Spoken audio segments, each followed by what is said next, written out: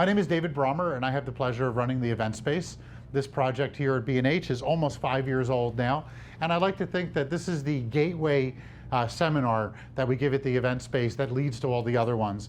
The event space will give you trainings and technique on cameras, and we also do something that no one else really does, and it's inspiration. We bring in a lot of famous photographers to come in, show their work, talk about them. We've had some really highbrow photographers, some starter ones. Last week we had a 19-year-old fashion photographer come in, which I always like to say, what does a snot-nosed 19-year-old kid know about photography? Well, he had a great eye and he's got a lot to say about it and understand. So it's kind of cool stuff. So you're welcome to check out our seminars online or come to more of our seminars that we have. I think you'll always get something out of it. And as always, these are free seminars. We offer these free. B&H is wonderful that they allow us a budget to produce these and for you guys to make you better photographers. So real quick history. I grew up across the river in New Jersey in suburbia. Had a completely normal childhood, nothing traumatic, nothing crazy. My mom and dad came from a great family. Everything was wonderful. But I want to be an artist and I want to draw and paint. And I'm just really not that good of an artist. What I had in my head, I couldn't get out onto the paper or onto the canvas, which is just for mentioning that. It was eye-hand coordination or what. But I started shooting for my high school yearbook, and I was shooting film. And I fell in love with photography because what I could imagine in my head, I was able to set up photographically. So that's kind of how I started everything off.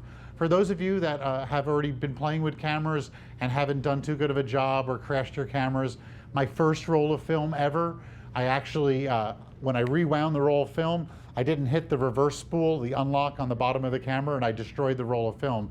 That was my first foray into it. So it was kind of rough. So you start off humbly, and then you grow a little bit. I ran to Seattle in the 1990s. Seattle was a really hot town, and I ran Suspect Photography, which was a photo studio and gallery.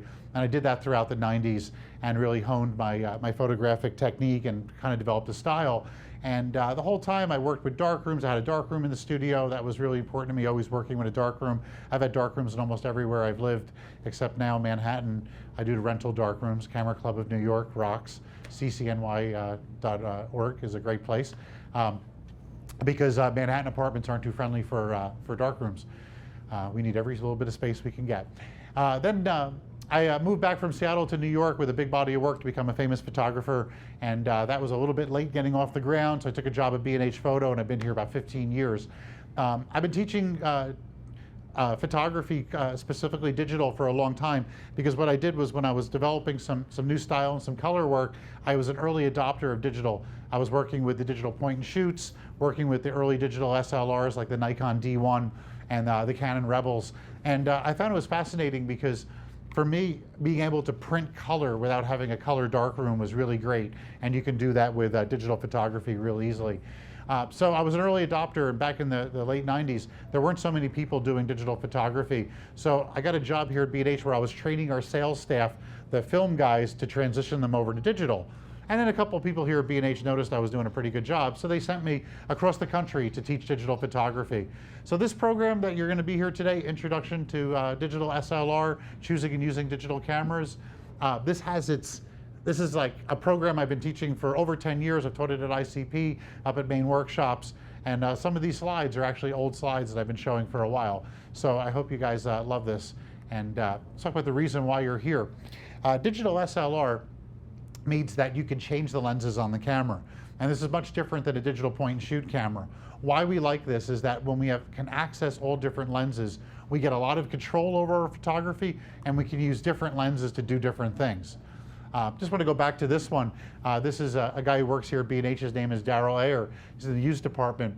You'll notice that it's very sharp on his eye, but even the tip of his nose and his other eye, his eyebrows, his ear, all starts to go very soft, and the background just turns into this nice soft gray blob.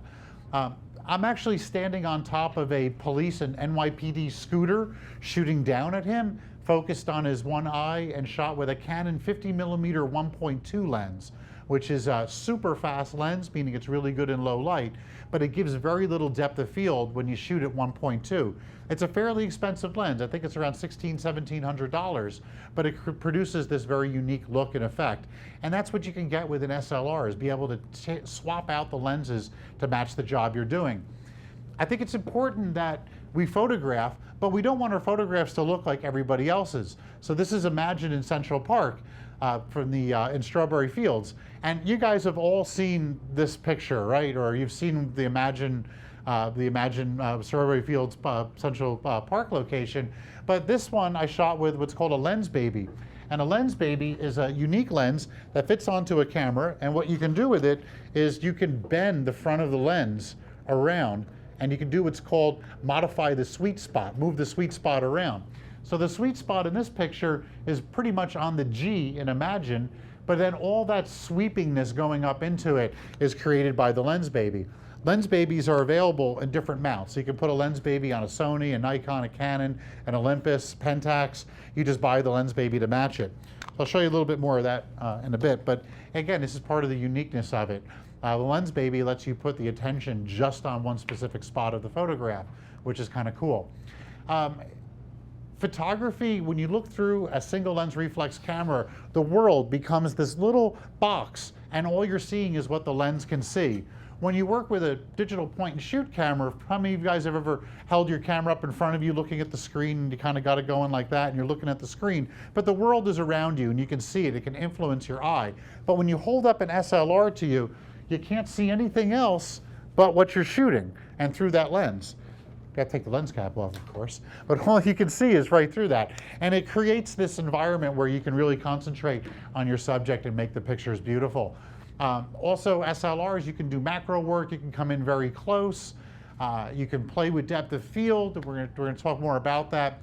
This is a lens baby shot again, and you know, shooting in parades are like a great equalizer. If you and I go to a parade together, we're going to photograph the same subjects. But the lenses that we put on, the way we approach the photography is going to make all the difference. Cool things about digital is that digital works both color and black and white. And when you take images and convert them to black and white, you get an effect and you get a look that's much different. So it's kind of cool to be able to play along with that. Some things work better in color, some things work better in black and white. This one I just shot. This is actually my wife, and I'm testing out a new camera. It's not an SLR. It's actually a true rangefinder. It's the Fuji X1 Pro.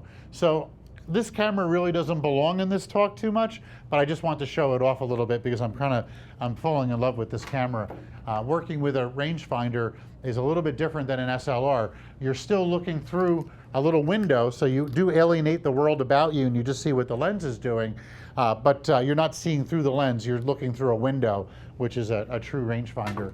There's only a couple of lenses available for it, but I've been doing some initial tests with it, and there's some, I'll tell you, as we go a little further, there's some key differences with this camera that's revolutionary. There's only 2 cameras that are quite like it right now.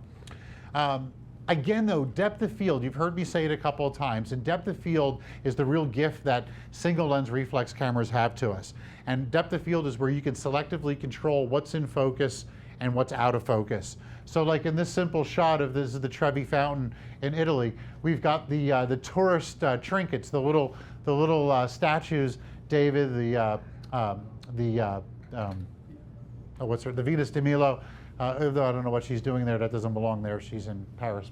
But you've got them in focus, and then the Trevi Fountain in the background, nice and soft and out of focus. It puts your attention on the little statues in front. It plays. The little statues play with the big statues in the background.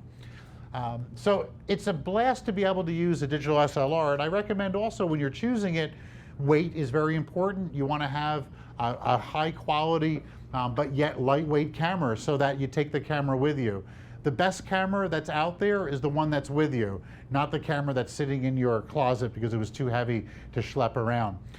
This is, you guys may know this guy. This is Joe Aids. He was the potato peeler salesman in New York City. Does anyone know this guy from Union Square and around?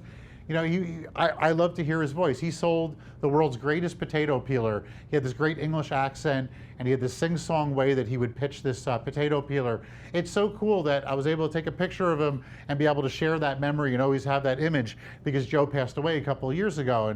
And if you're in Union Square in New York City, you won't hear him pitching his amazing Swiss-made potato peeler. But having a picture allows you to stop that. So working as a photographer, you can kind of stop time.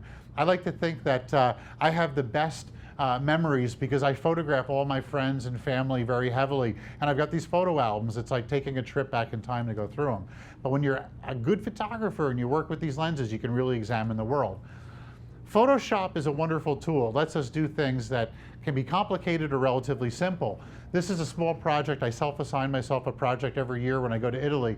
And this one was working with Lens Baby, shooting black and white, and doing doors, the doorways of Tuscany. So I was doing this project and I was like, oh, this is okay, you know, yada yada. It's a door, very touristy type shot. But I found that taking 9 of them in Photoshop and putting them together made for a much stronger image than one on its own. So when you work with digital, just working with simple editing programs, you can really kind of spend a night fooling around on a computer and come up with something a little bit different. And that's the fun of digital photography. Is that the composer? That's the composer, Lens Baby composer. Yep, exactly. That's this one. Move around, change things. Okay, so digital photography stems from regular 35mm photography. So a lot of the terminology, a lot of the things that we speak about, they go back and harken back to the days of film photography. Now, just the way that film photography works is that a significant thing happened in, I believe, 1923. There was a German guy named Oscar Barnack, and he took 35mm movie film, cut it off of the big spools, like the 300 feet spools of film. He cut it down to about 2 feet in length, and he put it into a small container, and then he built a very small camera around it, and that was 35mm cartridge film. The Leica camera actually took Oscar's design and incorporated it.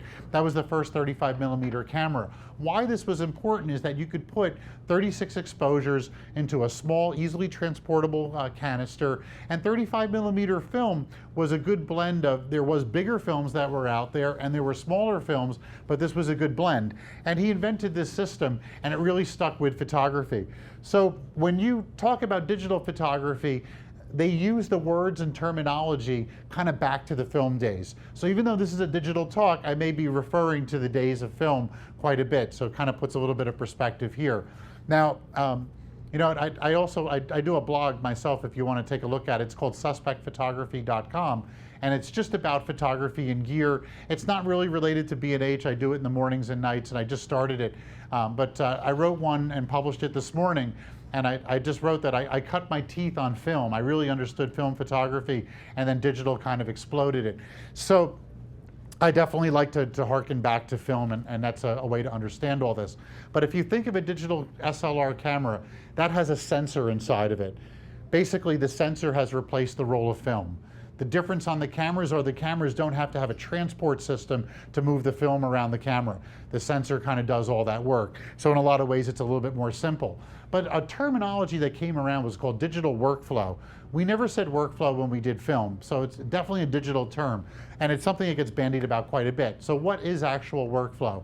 Workflow starts with you shoot the image, or they say now you capture the image. You know, we never captured really in film, we just shot film, but now you capture the image. So you shoot your image, you capture your image, and then you're going to download that to a computer. You're going to archive the files one way or another. Then you're going to open up those files in an editing software, and you're going to tweak selected images, make them a little darker, a little bit lighter, maybe crop them a little bit. And then at that point, you're going to either print them, you're going to send them to a lab, or now more than ever, you're going to upload them to a social media site like Flickr, or maybe your Facebook account, things like that. That's basically digital workflow. But what gets complicated is the methodology that you do in between each of these steps. The card readers that you use, the software that you use, the archiving systems that you use, that's all part of a system. And workflow can go in different directions. I've been trying to work on a computerless just an iPad workflow for digital photographers. And I have to say, it's a little bit complicated. The iPad is a wonderful tool, but it does have some limitations. But still though, you're really, if you're doing digital photography, having a regular computer, whether it be a laptop or a tower type system, is going to help out quite a bit. You can only do so much on the iPad, but stay tuned. I'm sure that's going to change within a year. There's going to be a lot more friendly use between tablets. So that's essentially workflow. Workflow, I have it in one slide, but workflow can take an entire class. And we have teachers come in here and talk just about workflow on the software to use and the systems to use. But workflow shouldn't be work slow. The key here is that your images should be, you should be able to find them easily. You should be able to locate them on your hard drive. You should be able to view them with ease. You know, I thought about this, and it's very important that you be able to go into your archive and find the pictures that you want. You never know. If you go on vacation, you come back, that vacation's fresh with you, and you're looking at your pictures and you're working them out, that's fine. But the pictures that you take in 10, 15 years from now could be very important. So it's very important that you actually keep good track of them and practice a good archive so you can find those pictures. So there is some organizational software that's out there that's going to help you. And right now, I'm going to really recommend we work with Adobe Lightroom. Adobe Lightroom is a really good program. They're on Lightroom 4, and then there's also Apple users can work with Aperture. I'm going to talk more about this software on a slide in a little bit, but this dedicated organization software allows you to download your pictures and basically keep track of them. You can tag them, put the names of subjects that are in there, the names of locations, things like that. That's pretty important that you stay on top of that. And why I think it's important to maintain a good archive is that, how many of you guys have seen pictures of maybe your grandfather or an uncle, and it's a little 3-inch by 3-inch black and white picture, and it shows like when they lived in like maybe the inner city, or they lived in different locations, or maybe they immigrated from Europe, and you have these old pictures. It's a tie into your past of your family. I've got one of my father with a 63 purple Chevy Impala in front of the house that I grew up in. It's so cool, it's such a cool little shot, and it's so old. I fear that with digital photography that we don't maintain a good archive, and it's easy to lose our vernacular photos of our families. So I think you really have to stay on top of this. And on top of that all, just to really quantify this, is that every 10 years or so, the technology of the way that computers hook up to each other changes. So right now we can work with USB, Universal Serial Bus. They're on USB 3. So if you have a hard drive that has USB, you're fine. You can archive your photos onto that hard drive and you'll be okay. But who here has a SCSI hard drive? Okay, so, and SCSI is a small computer interface system. It's not SCUZZY, but your SCSI hard drive, what computer takes SCSI now? You have a G3? Okay, cool. Great. But what I really advise, is that you should, does your G3 have a USB as well? No. Okay, that's the problem. You're really, to get that off and transfer that, it's a little bit of an effort. You may have to go to, B&H has a tech counter. You may have to go to a service bureau to actually have that done. But I recommend doing it relatively quick, because the other thing is, who here has a computer that's hard drive crashed and the computer's in storage, or you got rid of it, or you have a computer that basically broke, and on that hard drive are images and digital files that you've been downloading that you can't access? I've got 2 computers that are like that. Okay, so all those pictures that you took that are on there are inaccessible. Now, what if there's important shots in there? I mean, they're not all bad shots. There's got to be some good stuff on there. So it's important to back up and to think about archiving. Otherwise, we could lose these important memories, and there'll be gaps in our family history. We don't want that to happen. My archive solution that I would recommend is, it's pretty simple, and it works out like this. We got a computer. Computer has connections on it. So this is a USB card reader. Very simple device. And what I like to do is I take an archive hard drive. So in this case, I'm going to recommend Western Digital, because Western Digital is super reliable and they're very inexpensive. You can get a 1 terabyte drive for under $100 now. I think you can get them, I think we have them for about $79. So 1 terabyte is 1,000 gigabytes. I challenge you to fill up 1,000 gigabytes of digital photos. That means you're really doing it well. You're shooting quite a bit and you're really out there. So a terabyte is quite a bit of space. So what I do is I take I have a laptop, so I'll have the laptop. I'm going to plug in the archive drive, the hard drive on one side of it. I'm going to plug in my card reader on the other side of it, and I'm simply going to go to my hard drive, and I'm going to put a folder, and I'm going to call that Central Park Shootout May 2012. And I'm going to create a folder that says that.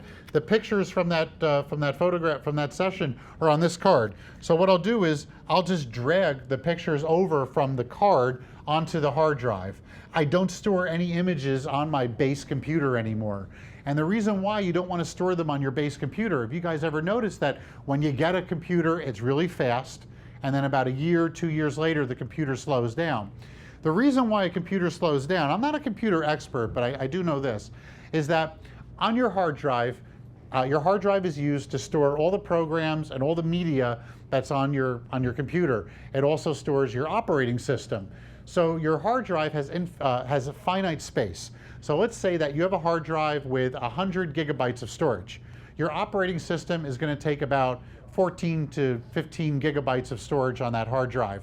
Your programs, Photoshop, Lightroom, Aperture, media players, games, all that takes up more space on that hard drive. So let's say that you have about 30 gigabytes of applications, software. So you've got 15 gigabytes on your operating system, 30 gigabytes on applications. So that's 45 gigabytes of space that's taken on your hard drive just so you can do the things that you want to do.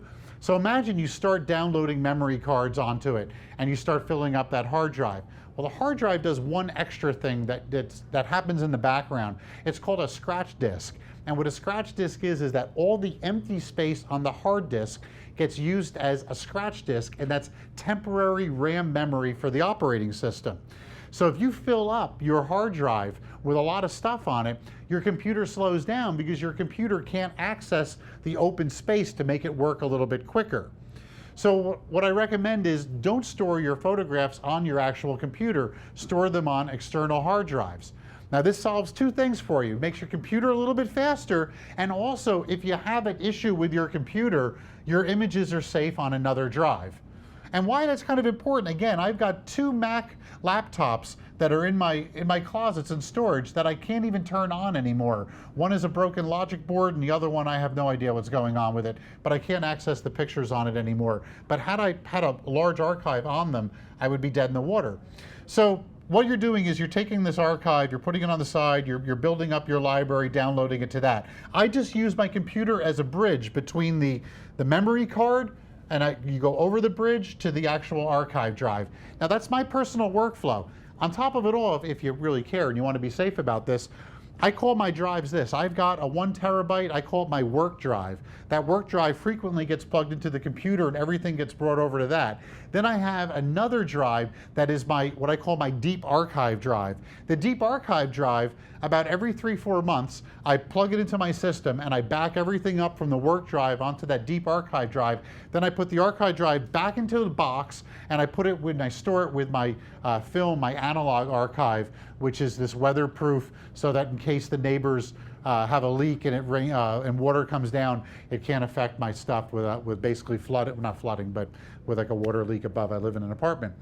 Now, you may say, oh, the B&H guy is trying to talk me into 2 hard drives. Well, yes and no. The good news is that the hard drives cost very little now. So to keep an extra drive is fine. And if you want to be really anal retentive and you care about your work, I know you've been coming to a lot of seminars here. You know, if you really care about your work, you can even buy a 3rd archive drive and then take that and give that to store it at your parents' house or store that off-site. So God's forbid if there's a fire in your apartment and you don't want to lose all your work. I mean, it's going to be terrible, but at least you know all the images you've been building up are kept somewhere else. So that's possible. Now, the other thing that some people brought up in terms of archiving is a cloud solution. And the cloud solution would be taking your images and paying for someone to archive them online that you can access. And that's becoming more and more viable these days. My only issue with that is that tech companies come and go. And I always wonder what's going to happen with that. There was about a couple of years ago, there was, I don't say a scandal, but it was a pretty big deal. There was a company, I don't want to get into the politics of it, there was a company that was doing this for professional photographers. They were very popular. They sent an email out to all the pro photographers that signed up for the service and said, we're discontinuing it in 2 weeks, get all your images off of our hard drives, we're changing our services. This was big news. Everyone, all the pro photographers were like, how could you do that? Well, that's how they did it. They dissolved their company and they switched it around. So you got to be careful of that. I'm not a big fan of having somebody else holding my photographs. I would rather hold my own photographs. So that's kind of it on archive. Does anyone have a question on archiving, on how that works? Yes? It's not a question of how it works, but just from a simplicity standpoint, like right now I've got, like you said, I do like a time machine backup, so it's all my phone. The whole hard drive is just backed up on something else, and I have a backup of that backup. Great. It's got everything together. Is there any reason why to separate my documents from my photos, or rather just I don't. putting it all in one? Good question. The question is that should you build an archive separate with, say, Word docs and images, or different media, maybe your MP3s and your images? Should you separate them? It depends on. This is where workflow becomes very personal. For myself, I have the time machine set up, which is the work disk gets done on time machine. That backs up everything. But I do just have images on one disk, and that's all I keep on that disk are images. And that's just because I want to, again, it's so cheap for these drives these days. Why not have one just dedicated for your images? But if you work and you want to keep it together, that's fine. The key thing here is that you want to make sure that your images are safe, secure, and findable. That's what you want most of all. So, I contributed to a book called, it's a composition book, From Snapshots to Great Shots. We do sell it here. And in this book, I had to come up, Peach Pit Press, I had to submit 25 images them to illustrate these compositional points. And I tell you, it was such a pleasure to spend an afternoon going through my archive that was pretty organized, and I had everything down, and I could find what I was looking for. That was wonderful. If I was searching for it on multiple drives and I kind of was disorganized, I do believe in chaos, but not in terms of my archive. So I think why not keep one just for pictures if it's very important to you? But you may be here, you may not be a photographer, you just may be an enthusiast. So multiple things are important to you. Keeping it together, I think it's either or, a personal preference. Yes? How do you drag your photos or? Okay, I didn't, today I didn't bring in, and sometimes I do this with an external drive. I didn't actually bring one, but I'm gonna do this for you. Real quickly, we'll just look at this one. So here's a card of stuff that I shot on Sunday night, and I do believe in something called digital anarchy. And digital anarchy is when you don't download your card, you let an 8 gigabyte card fill up with multiple photo shoots, and then it gets very difficult to sort through them. So I'd recommend that you be careful of that. So basically what happens now, are you Mac or PC? PC. Your PC, okay, so this is a Mac. PCs work a little bit different, but I do understand that PCs do support drag and drop. Is that true? Yes. Okay, good. I'm a Mac snob, if you can tell. So this file here, your images always end up in a file that says DCIM, and that stands for Digital Camera Image Management. So if we open up this folder, you see Fuji 101, and then here's all the images. So what I'll do is, this is how you create a new folder in a Mac. I think on PC you have to go through, I'm not too sure how to do it, but Control-Shift-N, and then you get something that says N for new. And I just, whoops, where is it? Where's my new one? Okay, untitled folder. So I'm just going to delete this and I'll do it again so you can see it pop up. Control-N, and I get a new folder. So this folder, I'm going to put Central Park. And then I'm going to go back over here, and all I'm going to do is I'm going to take a number of pictures. So imagine that I select all of them. And then when I say drag them, I'm just going to literally drag them over to this folder. Now, technically, I built a folder. If I connected another hard drive, I would see an icon for a hard drive. So all I would do is I would just I would create a folder on that hard drive and just drag them over to that folder. Does that make sense? Does that drag and drop. I'll show you a little bit later on how to do it. It's super easy to do. And I always hear, drag, but I didn't. yeah, drag and drop is you select something and then you just drag it the way that you want. But let's go back to the presentation here. Okay. And okay. So I definitely recommend keep your archive tight and make the system work works for you, but just stay on top of it. And then the last thing I want to say about this is that be careful. Today's memory cards practically start at 8 gigabytes. So if you have 8 gigabytes and you go out and you shoot, say, 200 megabytes in one photo shoot, meaning you went out to dinner and you photographed your friends having dinner. The next morning you went to a street fair, you photographed there.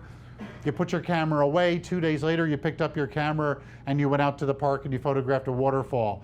Download your pictures as you shoot them. When you come home, try to stay on top of that. Because if you have multiple photo shoots on one memory card, it's really easy to fall into digital anarchy and lose your pictures. And then you start to not run a tight archive and you end up missing pictures. That's not good. Okay. Now we're going to go over 5 steps on how a digital SLR takes a picture. So real quick, we're going to talk about the way that a camera works. And okay, so this is your lens. Now, inside your lens, it's going to have a series of elements, glass elements, and that forms the focal length of the lens. Very quickly, we're going to talk a little bit more about this when we get to the lenses part, but 50 millimeter is a standard view. If you were a camera, you'd have two 50 millimeter lenses for your eyes. That's the view that you see. So if you were to look at, say, the perspective, if you hold your hands to the side, you bring your hands together, and then you can actually see your hands pretty good on the periphery of yourself. If you're looking straight ahead, that's the view of a 50 millimeter. So I'm kind of going like this, and that's about a 50 millimeter. Put a 50 millimeter lens on your camera and you look through it, it's a standard viewpoint. Now inside the lens is an aperture. The aperture is also known as the f-stops are inside of the aperture. And f-stop controls the amount of light that goes through the lens. Now I'm just going to hold this up in front here because it's real easy to see it. Do you guys see the lens opening and closing inside of there? Okay, that's the aperture actually working. And that's opening and closing. Now, when the lens is what's called wide open, which means the aperture is open as much as it possibly can, it's letting a lot of light through the lens, but it also limits the depth of field. So you don't get something that's 3 feet in front of you and something that's 10 feet in front of you in focus when the lens is wide open. When you start to close the lens down or stop down, all film terminology, you increase your depth of field. So just kind of keep that in mind. This is all going to make sense in a little bit of time. So again, the aperture controls the amount of light that goes through the lens. And what does the amount of light do for you is that it controls depth of field. Now, these cameras these days are what's called automatic diaphragms. It was a big development that I think the first automatic diaphragm was either a Pentax or a Konica in the late 60s. But what happens is when you're looking through the lens, you see it very bright and everything looks good. But when you take a picture, the lens stops down to the correct aperture, takes the photograph, then it opens the aperture back up. So when you're looking through the lens, it's wide open. It's open as much as possible. So what happens is light goes through the lens, passes through the diaphragm. It's going to depend on how much of an aperture you want open. And then that image goes onto a mirror. And that mirror is aimed up. If you look up on top, what's up on top is what's called a focusing screen. So the image is projected through the lens up to that focusing screen. But when you take a picture, the mirror jumps up. Don't do this to your cameras, by the way. The mirror jumps up, and then you'll see behind the mirror is a shutter. Behind the shutter is the actual sensor or a piece of film. So the reflex part of this is that mirror jumping up and down. That's when they say SLR is single lens reflex. So you've got a single lens, you've got one lens. Light goes through the lens, hits the mirror, bounces the light up into the focusing screen. There's another mirror that's up in the top part of the camera that's called the prism. That mirror is aimed in this direction. So when you look through the viewfinder, you're looking at a mirror that's seeing the reflection on the focusing screen that's coming through the lens and bouncing off of another mirror up on top. But when you take a picture, a couple of things happen. This won't let me take a picture without a lens on it. When you take a picture, the mirror jumps up for a second, so the picture blacks out, and then the shutter opens up for a predetermined amount of time and exposes the scene onto the imaging chip. Now, when the mirror jumps up and the shutter opens, the shutter controls the time that the light hits the sensor. The aperture controls the amount of light. The shutter controls the time that the light hits the actual sensor. So what this does with the shutter is now the shutter, you can do different effects with the shutter.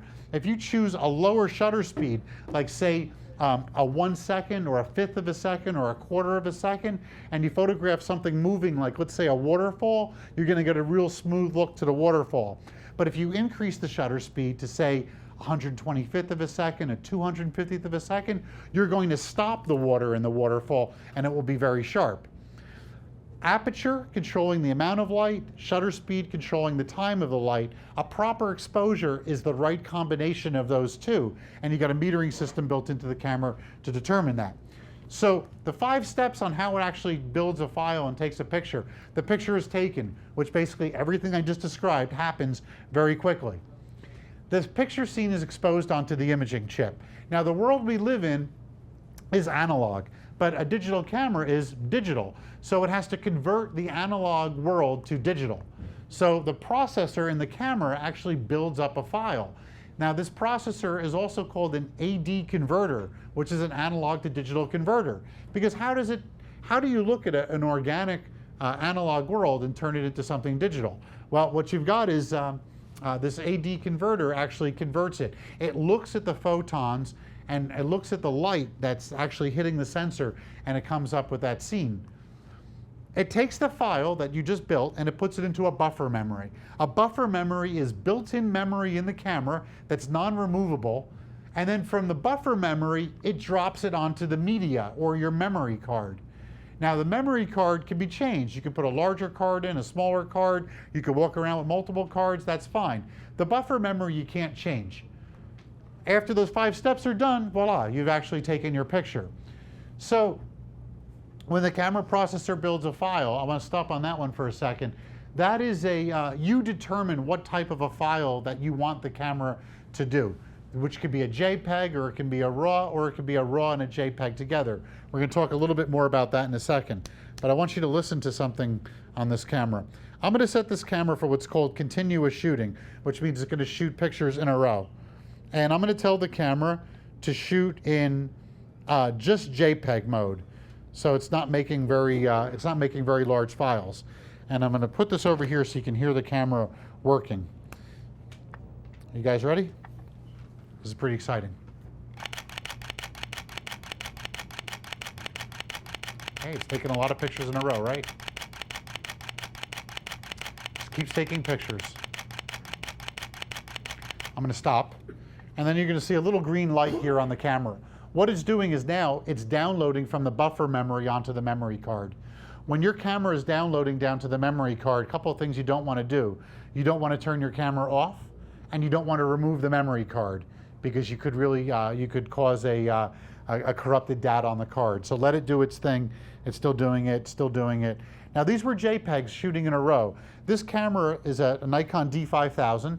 It's been replaced by the D5100 now, but this camera is pretty fast. This camera can shoot, I believe, around 60 JPEGs in a row before the buffer memory gets filled up. Now, just for comparison, this was with JPEG mode, which was the smaller files.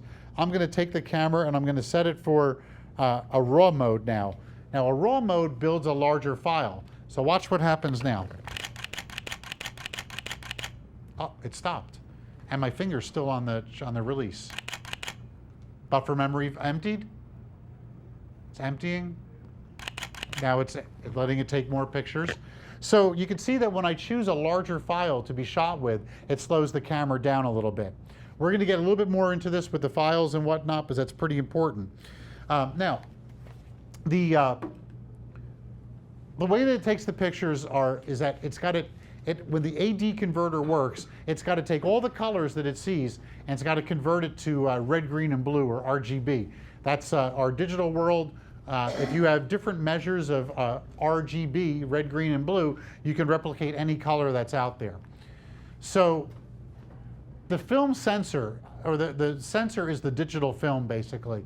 And a couple of things I want to say about sensors is that sensors are an evolving technology and they constantly change. So the largest sensor that's out there right now, I believe, is in the Hubble telescope. It's a 12-inch by 12-inch 1 megapixel sensor that's on that. Kind of keep that in mind. We're going to talk about that again in a little bit. But when you have your camera, a newer camera that came out, say last year or came out this year, actually is truly better than a camera that came out 2 years ago or 3 years ago or, heavens no, 5 years ago. So 5 years is like prehistoric time in digital photography. But what happens is they're constantly evolving the sensors and giving better technology for them. Back in the days of film, you could buy a camera in 1968, take great pictures with it, and in 1985 put film in it and take great pictures with it. That doesn't quite work with digital photography. Digital photography, I want to say that, and again, I'm a salesman, I work for B&H, but almost every 5 years, if you actively use your camera, you probably are looking at upgrading your camera. There's going to be significant model changes in 5 years in terms of quality. And there's trends that we see happening.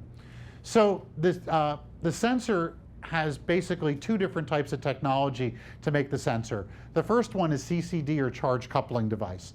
This was invented in Bell Labs in the 70s, and actually only 3-4 years ago, the inventors of the CCD chip actually got a Nobel Science Prize for developing this technology. This is very versatile, and it can be very high quality. The other one that's out there is the CMOS sensor for complementary metal oxide semiconductor.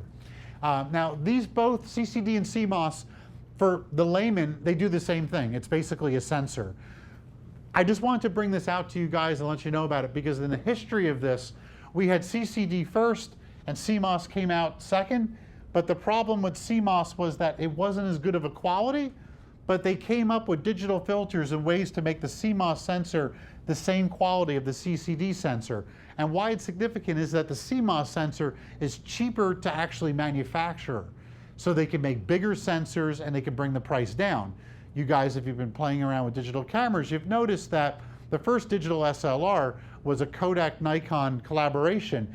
It was a 1 megapixel camera and it cost $28,000. Then in 2003, 2002, about 2002, Canon came out with the Rebel camera. The Rebel camera was the first it was a 3.2 megapixel camera that cost under $1,000. So what's happening is the price of these things are dropping. It's expanding the technology. It changes quite a bit.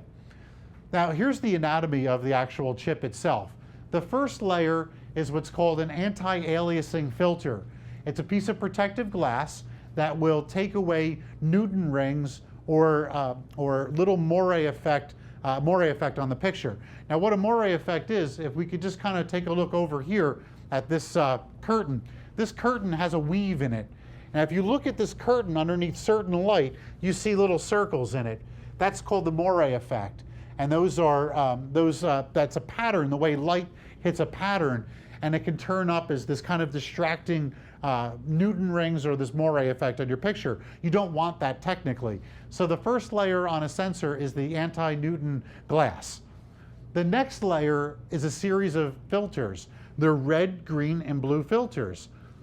Underneath those filters is a pixel or an image receptor. For every image receptor that's on there, there's one for red, one for green, and one for blue.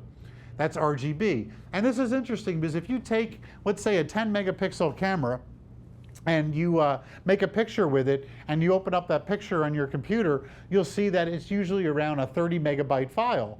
Why would a 10 megapixel camera create a 30 or a 10 megabyte camera make a 30 megabyte? It's like, where's that extra 20 megabytes coming from? Well, it's actually 10 megabytes in red, 10 in blue, and 10 in green. Add them all up and you get 30 megabytes. So even though it's a 10 megapixel camera, it's creating something 3 times as large.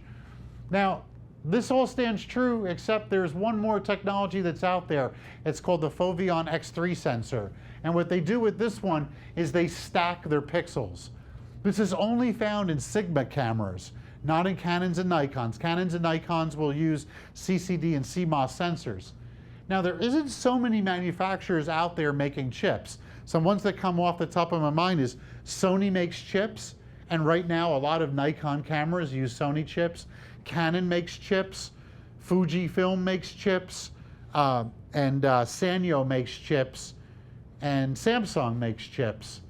And I can't think of any more chip manufacturers that are out there, but all the different cameras will use one of those manufacturers. I just want to throw something else out to you guys right now. In terms of, if we go back to that protective layer up on top, that anti-Newton glass, there are two cameras that are out there now that don't have anti-Newton glass. It's the Nikon D800E and the Fuji X Pro 1 actually take away that glass. And the idea is that without that anti-Newton glass, actually comes up with sharper pictures, but at the risk of getting that moire effect into your pictures. This just happened this year. This is a new development for 2012, that there's two cameras out there without the aliasing filter. Is anyone really geeky here?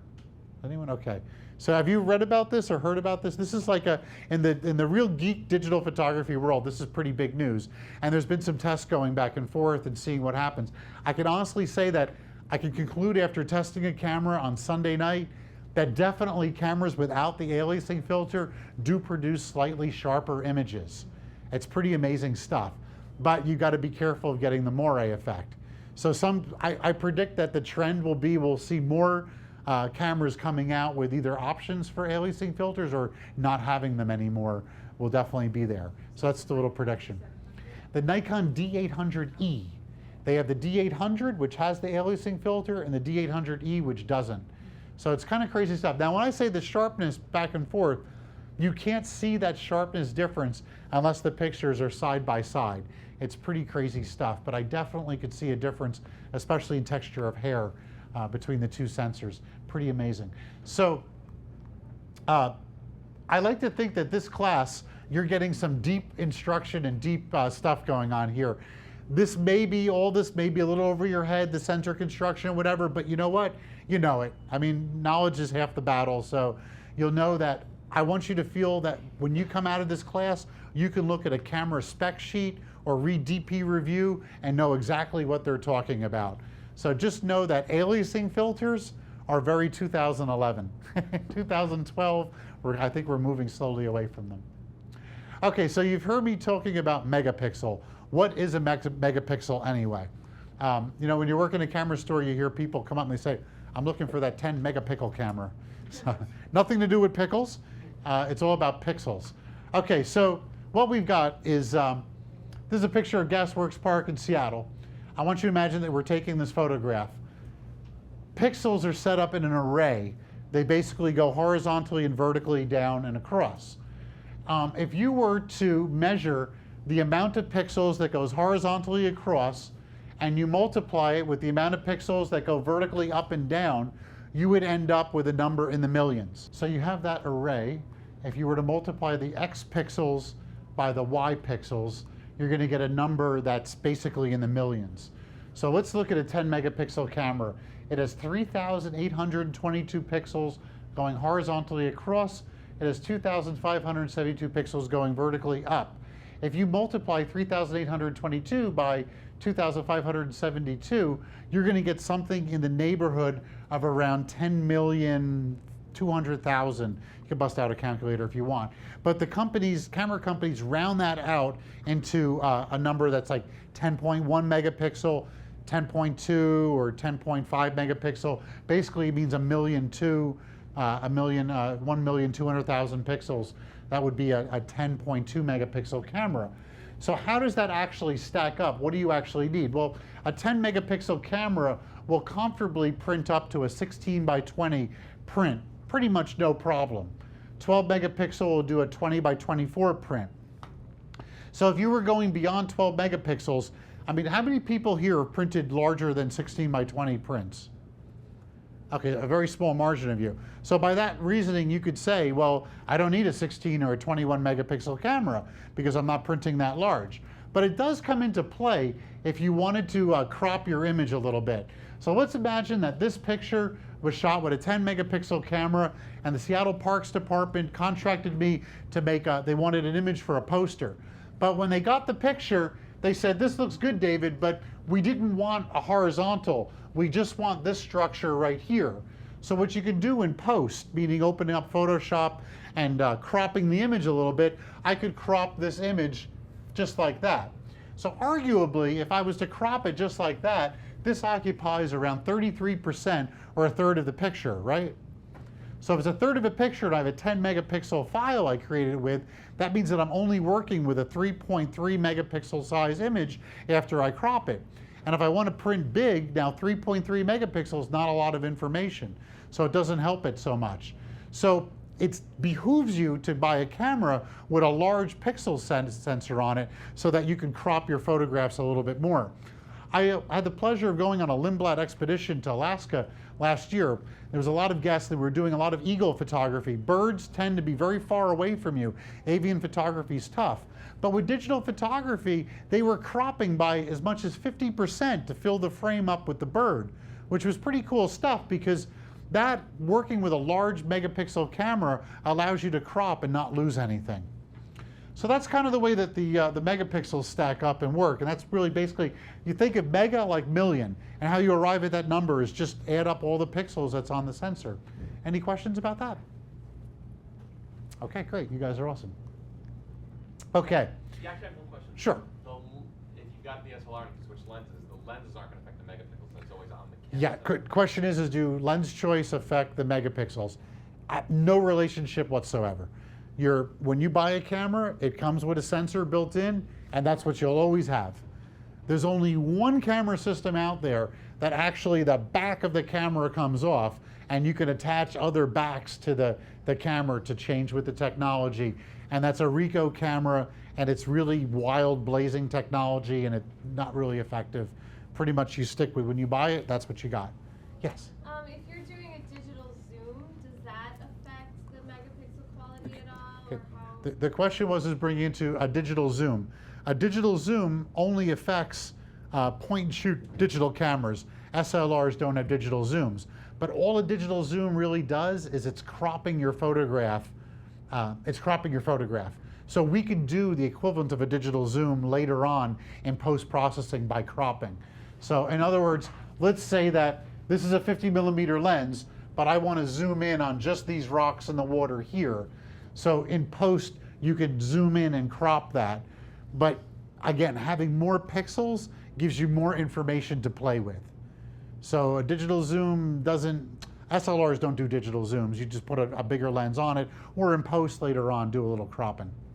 Yes? What's the relationship between megapixels and the size of a photo afterwards and megabytes? Are they directly? The question is what's the relationship between your megapixel sensor and the size of your photographs later on? They are in proportion. Because again, if you have a 10 megapixel camera, your files later on are going to be usually 30 megabyte files, or 30 megapixel, well, not 30 megapixel, 30 megabyte files. So you're tripling the pixels.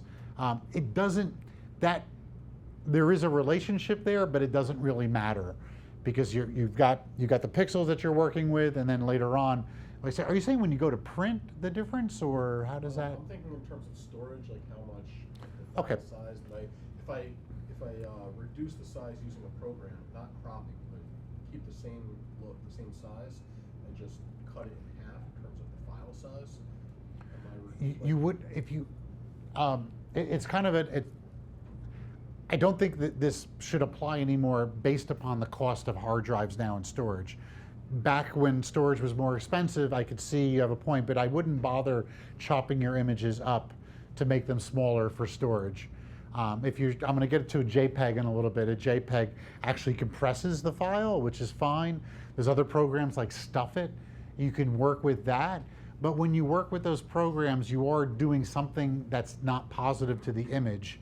So I wouldn't really do that. I would just buy more storage space. And for like uploading, because a lot of times, For upload, are you talking about building an archive or just? more like using it on like either emailing it. Okay, yeah, putting it on Facebook or somewhere else. that's fine and perfectly fine. Yeah, as long as you're not archiving it. Taking an image and cutting it down and uploading it, that's fine. But taking your image and changing your archive, that I wouldn't do Stuffit or anything like that. I would just store the main image. Okay, let's talk about some lenses and go back to focal length. Now, this presentation, sometimes you don't understand what I'm talking about, and then 20 minutes later you go, oh, okay, I understand. So we talked a little bit about focal length before. Standard lens is 50 millimeter. That's the perspective that you see at.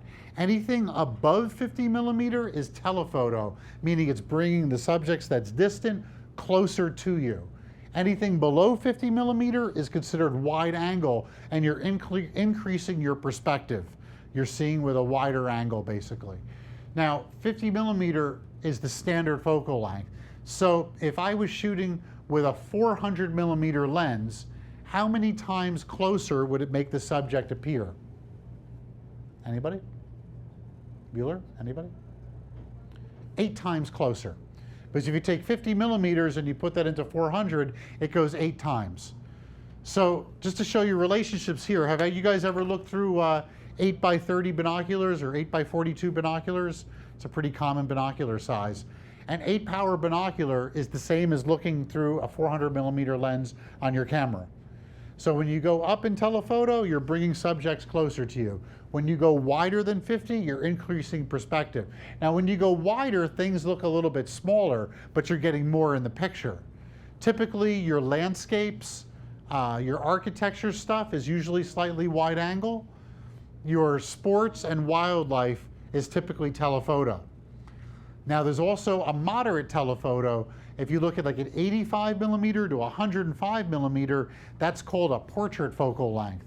And that's how portraits look a little bit better when you're shooting at that range. But when you go to the wide angles, typically, if you guys are familiar with the photographer Henri Cartier-Bresson, he was a great street shooter. His favorite focal length was 35 millimeter. 35 millimeter is slightly wider than your normal perspective, but not so wide that you really see the corners change too much. So you've got different focal lengths. 35 is like slightly wide. A 28 millimeter is a pretty good size wide angle. But then you go to 24 millimeter, 21 millimeter, 16 millimeter, 14 millimeter, and even 10 millimeter and 8 millimeter. And those are super wide. Your 8s and your 10s and your 14s are super wide. And the pictures look a little weird from that because it's a very great perspective. Yes, sir. I know you've seen him, listened to him, but David Ho really changed my whole perspective on that. I mean, he shoots weddings with like 10 and 15. And Yeah. he gets incredible stuff.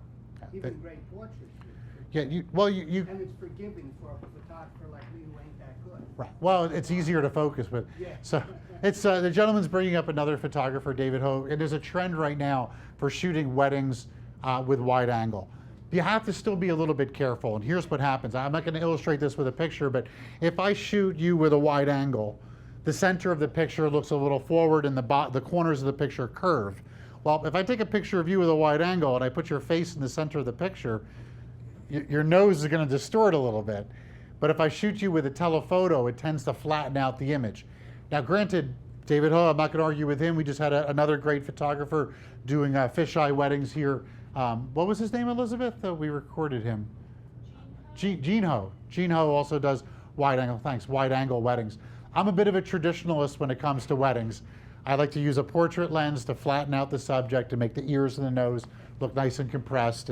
But you can work with different lenses. Now, I was going to show you that also with the way focal lengths work. Here's a 28 millimeter view. So it's slightly wide. Here's a 50 millimeter view, which is the standard perspective if you were standing here in this field. Here's a 70 millimeter. It starts to bring the image in a little bit, brings things a little bit closer. And then there's a 200 millimeter, a 210 millimeter, which just shows you the sticks. You don't see any of the landscape in the background. So if you were standing in front of these sticks, stood up, standing there with the camera, zooming the lens, at wide angle, you get a little bit more. At standard, you got limited perspective. And then at telephoto, you're just bringing the background in a little bit closer to you. That's just the relationship between lenses. Now, 28 to 200 millimeter, that's a good range for bread and butter for general shooting. Now, there's another factor to make things a little bit complicated. Sorry about that, but it's what we have to deal with here in digital photography. I just said everything I just showed you and talked about was assuming that you were using a 35 millimeter piece of film. But when we work with digital photography, we've really got two different size sensors. And those two sensors are the full frame, and a full frame is like 35 millimeter film. That means the sensor is about this big by about that high. That's a regular piece of 35 millimeter film. And then the other one is APS, also called APS-C.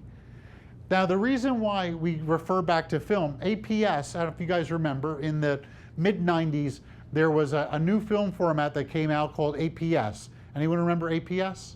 Okay, you know what you're doing.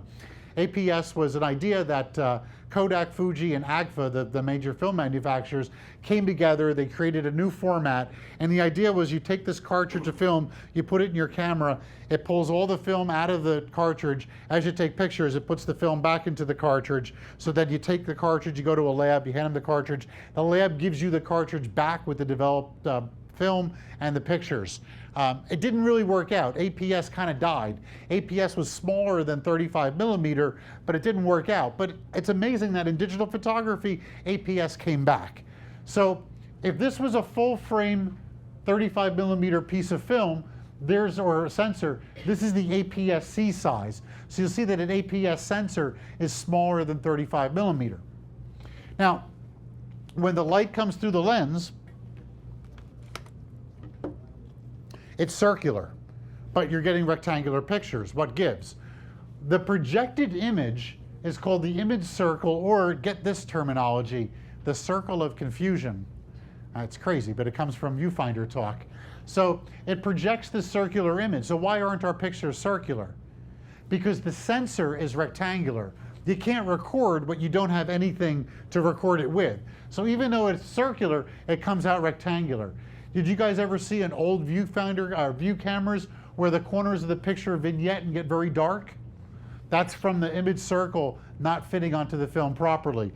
Every time you buy a camera and a lens, they match the lens to the camera so that the image circle is projected as advantageously as possible onto the actual sensor. So it's projecting the image here, but if you have an APS-C size sensor, it doesn't record anything until you get to the sensor part. So let me illustrate with the next one. This will make a lot more sense. Okay, I forgot your name again. Toby. Toby. Joby or Toby? Toby. Toby. Okay, Toby and I are on top of Queen Anne Hill, and we're overlooking downtown Seattle. Do you prefer you're Sony? Sony. Okay, so Sony has an The A900. new one. That's not the full frame. That's the SLT. Okay, wait. I'm gonna skip you on this one because you got the Sony. You confused me a little bit with the Sony. Do you have Nikon or Canon? Canon. Okay. And your name, sir? What's it? TS? Okay, CS is up on top of the hill next to me. He's got his Canon camera, and he has a Canon 5D Mark III. Very nice camera I just gave you, okay?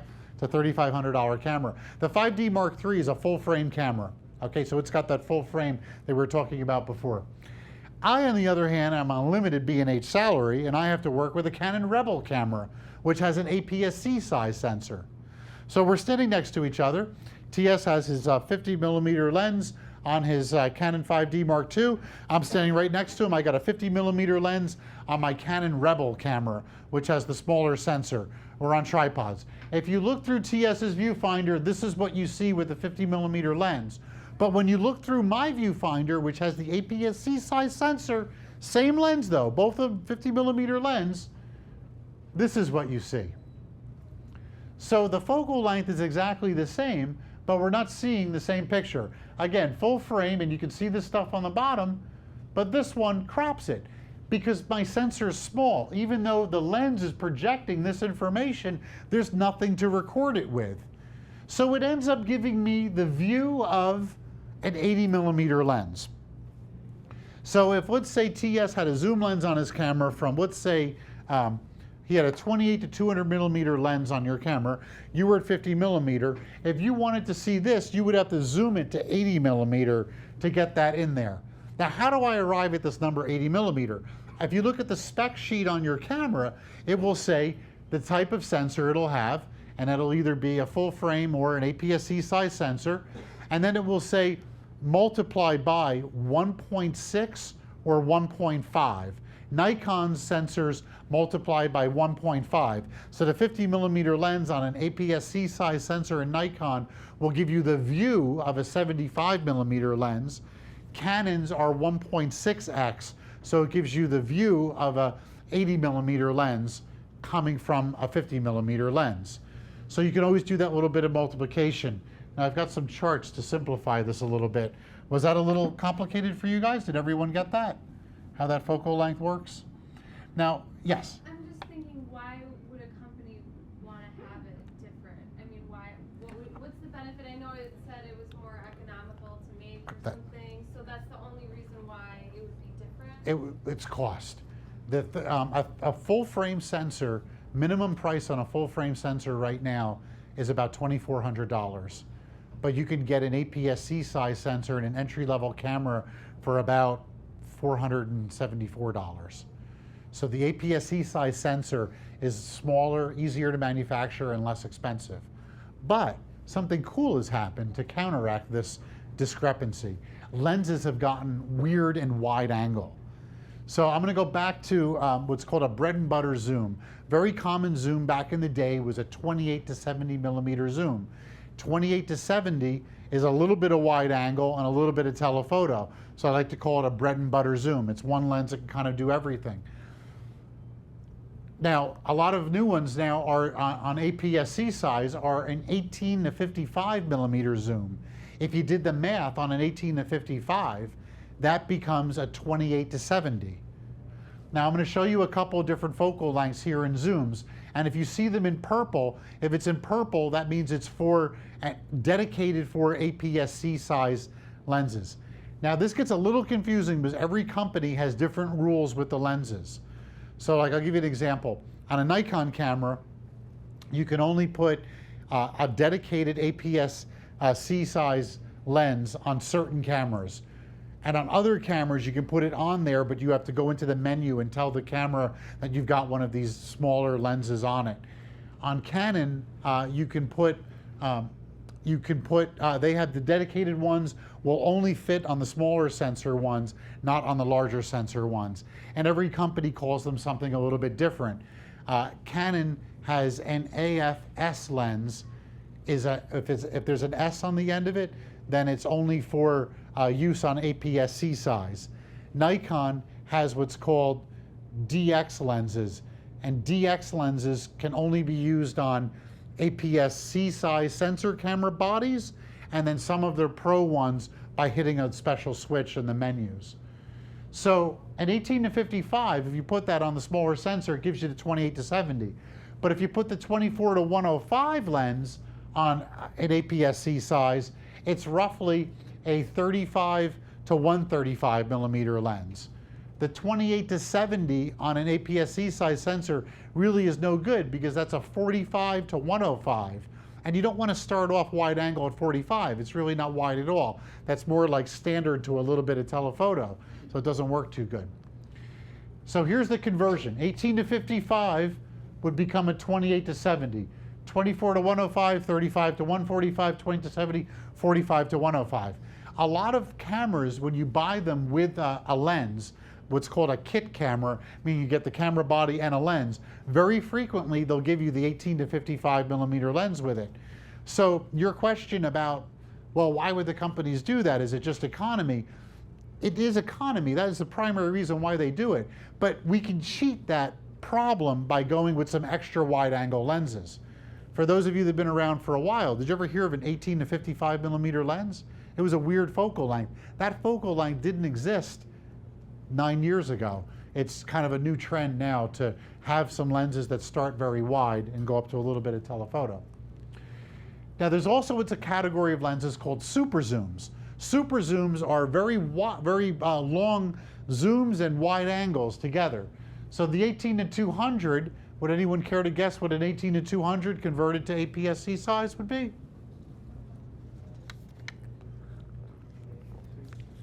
What's that? 28 to 300 would be the conversion. Now 28 to 300 is kind of a nice conversion because that gives you, again, a pretty decent wide angle and a really good chunk of telephoto. Now at 28 to 300 on an APS-C size, not very good because that becomes a 45 to 420. So you get no wide angle and you get all telephoto. So who's actually using the super zooms? People who are doing travel photography like a super zoom, because you got one lens on your camera and you can pretty much do a lot with it. Then there's something called pro zooms. And pro zooms end up costing a lot more money, but these ones start off an aperture at 2.8. So remember before I was talking to you guys about the way the aperture and the lens works? So when you have a camera naturally, let's say that a zoom lens, an 18 to 55 zoom lens, the first numbers they give you is the focal length, 18 to 55. The next set of numbers they give you is the maximum opening of the aperture. So very commonly you'll see 18 to 55, 3.5 to 5.6. What they mean by that is that at 18 millimeters, the most wide open the aperture can be is 3.5. But when you zoom it up to 55 millimeters, less light goes through the lens and the lens drops off. So it becomes a 5.6 aperture. So it's not letting as much light through the lens when you go to telephoto. That's a very inexpensive way to make a lens, is to have a shifting or a variable aperture on it. However, pro zooms usually will say 2.8 on them. That means that they're fixed at a maximum opening of 2.8. Whether it's at 17 millimeter, it's at 2.8, and when you zoom into 55, it stays at 2.8. They don't shift. That's a fixed zoom and is the hallmark of a better lens. Now, when I say a better lens, 2.8 is a big difference than the 18 to 55, 3.5, 5.6. The 18 to 55, 3.5.6 cost about $109. Anyone care to guess what the 17 to 55 2.8 cost? It's around $1,500, $1,600. That is a huge difference. So that's why it's a pro zoom. They're heavier, they let in more light, and they're better in low light. And they cost a lot more. Now the 17 to 55, again, is purple. So it's just for the APS-C size. If you wanted a full frame to get near this one, then you're working with the 16 to 35. Now you can always take a non-dedicated APS-C size lens and put it on an APS camera, but you can't always take a dedicated APS-C size lens and put it on a full frame camera. I wish that I could say that there's rules for that, but each camera manufacturer actually has their own rules for it, so it's kind of annoying. Two things. A fixed focal length lens can also be called a prime lens. A prime lens means it doesn't have a zoom. A prime lens is inherently faster than a zoom lens. So I'll give you guys an example. A wonderful lens that doesn't cost a lot of money. When I say it doesn't cost a lot of money, literally $119 for the 50 millimeter 1.8 lens. It's inexpensive, it's lightweight, but it's a 1.8.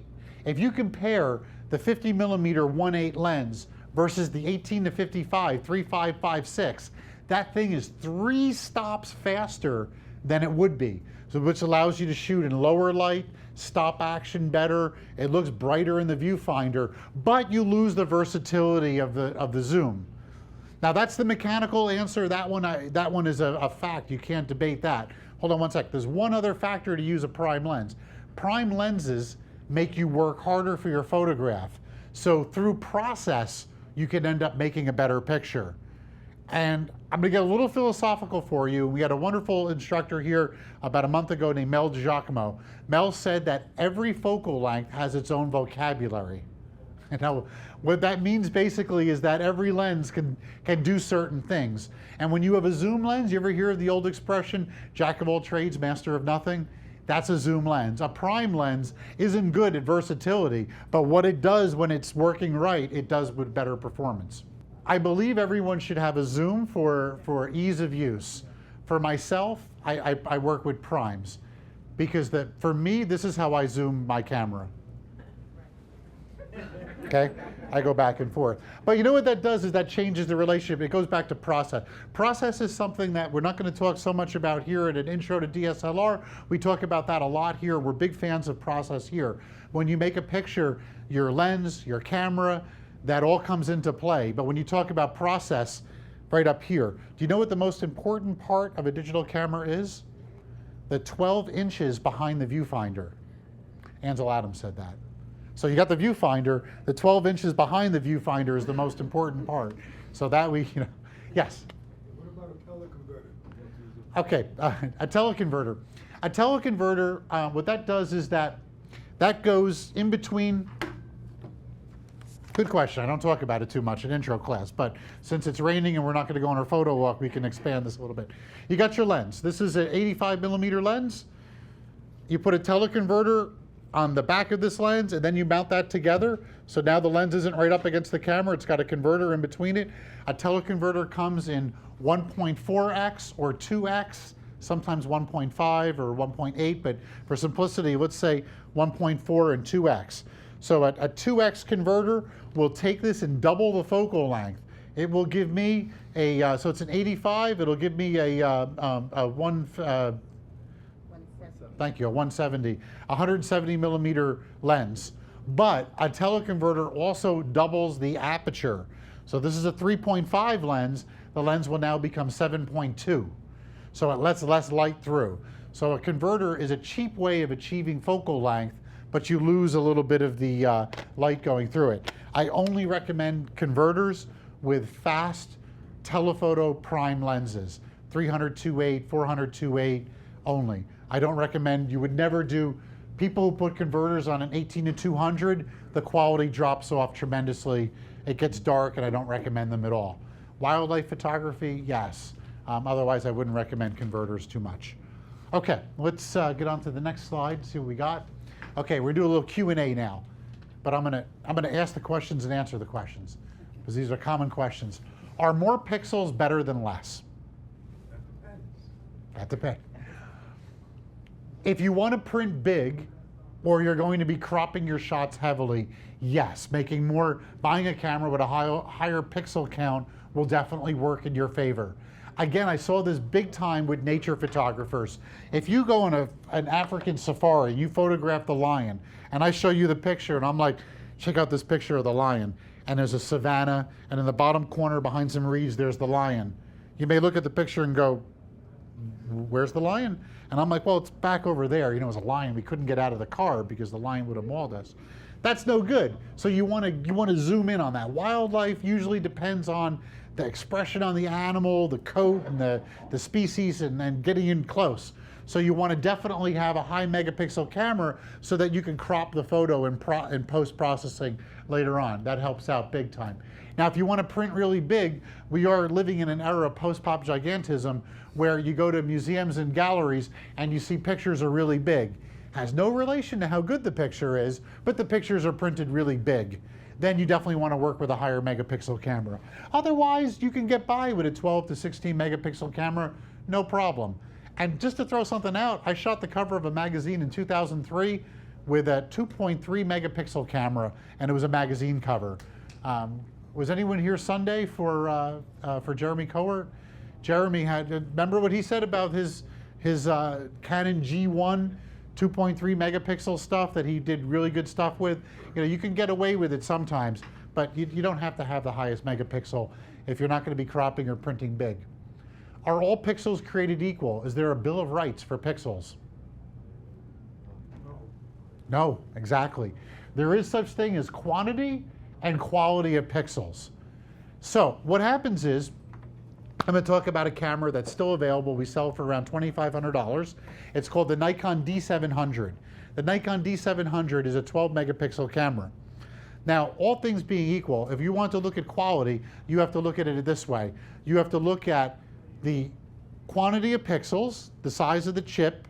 So you got the quantity of pixels, the size of the chip, whether it's APS-C size or it's a full frame. And then there's one more quantification, the generation that the camera came out. Because don't forget, technology keeps changing. So if you take into account number of pixels, size of chip, generation equals how good the quality is. You have to have all those three factors in there. So the Nikon D700 camera, I think it's been out for around 2.5 years, which in digital camera life is about 65, 70 years old. But it's literally about, I think maybe 3 years, 3 years old camera. The D700 is a 12 megapixel full frame camera. So the chip is about this big and it's a 12 megapixel camera. I've got a Nikon Coolpix S600, which is a small point and shoot camera, which is 12 megapixels. Now the chip on this little Coolpix digital point and shoot camera, the chip is about this big, and it's got 12 million pixels on it. The chip on the D700 is about that big, and it's got the same number of pixels. What's the difference? The pixels are larger on the D700. The pixel count is the same, but the pixels are larger. And when a pixel is larger, it has a deeper pixel well, which means it can differentiate between highlights and shadows better. So it's better in low light. Also, they're larger pixels, they tend to be less noisy. Now, the D700 is interesting because it's a great camera, but it's only 12 megapixel. You may say, 12 megapixel, it's not very high rating, is it? But the quality of those pixels is really good. Now, Nikon just introduced the D800 camera. The D800 camera is a full frame sensor camera. It's the successor to the D700, but it's a 36 megapixel camera. So I've been looking online and looking at some tests between low light shooting between the D800 and the D700. And indeed, in very low light shooting, the D700 actually performs a little bit better. Theoretically, though, when you go from 12 megapixel technology to 36 megapixel, I would expect that the 12 megapixel would do much better of a job. But indeed, the technology that's in that newer pixel, it's a 2.5 years newer, it's pretty good technology. So there isn't such a disparity between the 12 megapixel and 36 megapixel. But the one thing that is being noted about that new 36 megapixel camera is that it's so good that for portraits, you almost have to be a little bit careful. You take too sharp of a picture with it because there's so much information on it. So, you know, it's good and bad at the same time. So I want to also jump back to the Hubble telescope that's in orbit around the Earth. It's a 1 megapixel sensor on a 12-inch by 12-inch sensor. How big are those pixels? They must be quite large pixels, right? And they're needed to be large because what's the Hubble telescope doing? It's looking at light that's 3 million light years away. So it's trying to see really into the dark.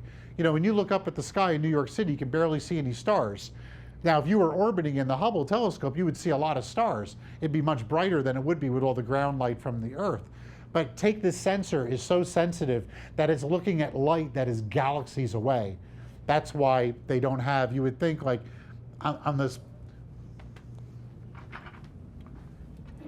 iPhone has an 8 megapixel sensor in it. Cost me $200 with a 2-year contract to AT&T. Why would the Hubble telescope have a 1 megapixel sensor? You know how much the Hubble telescope cost us? A lot of money. But it's made to see into low light. Now that being said, I want to also just talk about the generation, because what if you had a Canon EOS D30D, which came out in 2006, which I think is an 8.2 megapixel camera, maybe 10 megapixel. Not even? 30 is like 8, 6? 6 or 8. But in any case, so you would say, well, if you compare that against, like, let's say the 7D, which is an 18 megapixel sensor, is that Canon 30D better in low light than the 7D? No, it's not, because it's so many generations ago. So you have to factor in size of the sensor, pixel count, and generation. You get the quality. Okay, so the big question, is a 35 millimeter full frame sensor better than an APS-C size sensor? Anybody? Come on, shout it out. Absolutely? Depends on the photographer and their subjects. Now, some of you are on a limited budget really might like what I'm about to say because you don't have to spend all the money to get the full frame sensor or camera. Let's talk about your specific needs. Sports photographers they can work with smaller sensor cameras because what happens for them is they're looking for telephoto. So let's say you take a 300 millimeter 2.8 lens, which costs around, I think around $5,500. And you take that 300-2.8 and you put it on a Canon 7D, which is an APS-C size sensor. The 300-2.8 ends up, because it's the crop, comes out to being about a 420 millimeter lens, still 2.8. Now a 400 millimeter lens costs around $10,000. So you can have a 300-2.8 for $6,000, but that focal length equivalent becomes a 400 millimeter lens, but it's still about 40% less money to buy. So it works out nice if you're trying to photograph distant things with telephotos. Working with a high megapixel, smaller APS-C size sensor actually behooves you. Now, if you're a professional photographer and you're really working with the focal lengths in the traditional sense, you don't have to do any math in your head, and it's easy to take an 85 millimeter lens, put that on a 5D Mark III, and you got an 85 millimeter lens. You don't have to do any math in your head, and that works out all fine. So I'm going to show you another one about a photographer. Did you guys ever hear of the travel photographer named Bob Christ? Yes. Okay, so Bob Christ he works for National Geographic Traveler and National Geographic. Bob Christ is such a cool guy. He works for Nikon in Japan. When you open up a catalog for a new Nikon camera and you look at the beautiful pictures, those are pictures that Bob shot with that camera before it was released to the public, or those lenses. He has to sign an NDA, a non-disclosure agreement. He tests those lenses.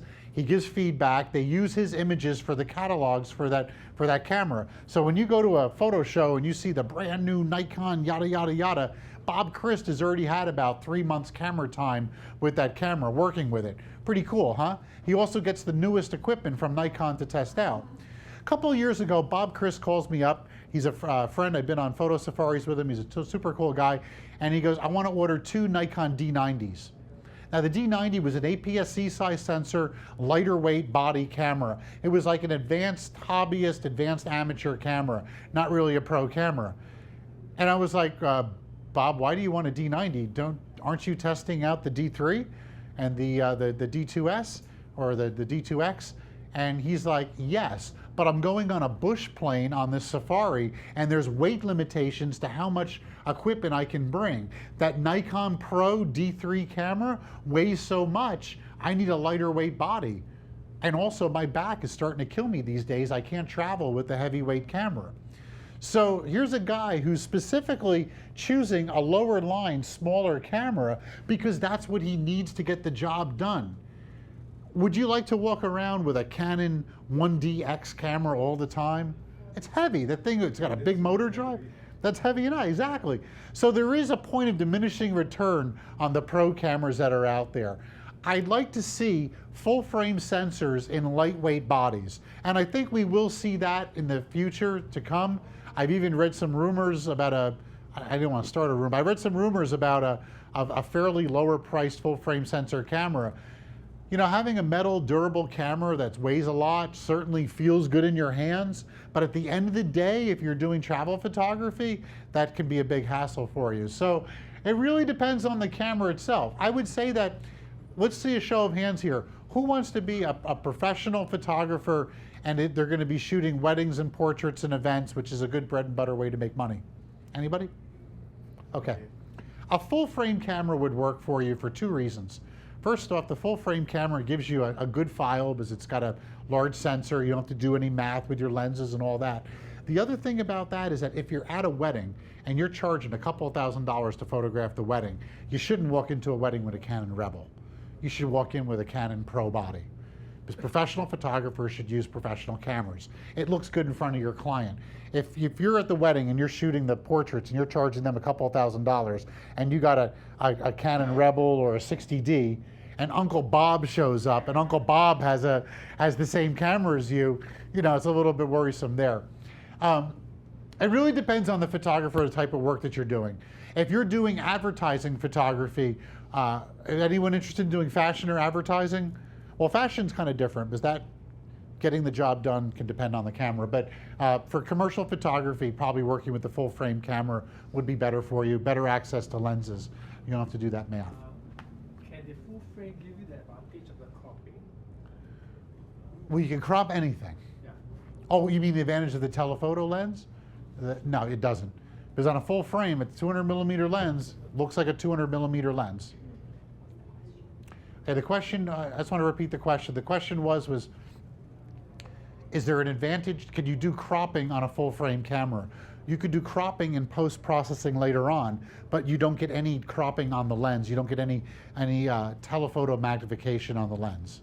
So the full frame will have the advantage of that you can crop it to the APS size, so it will give you The advantage to full frame is that you get usually larger pixels, so it's better in low light because it's a larger canvas to put all the pixels on.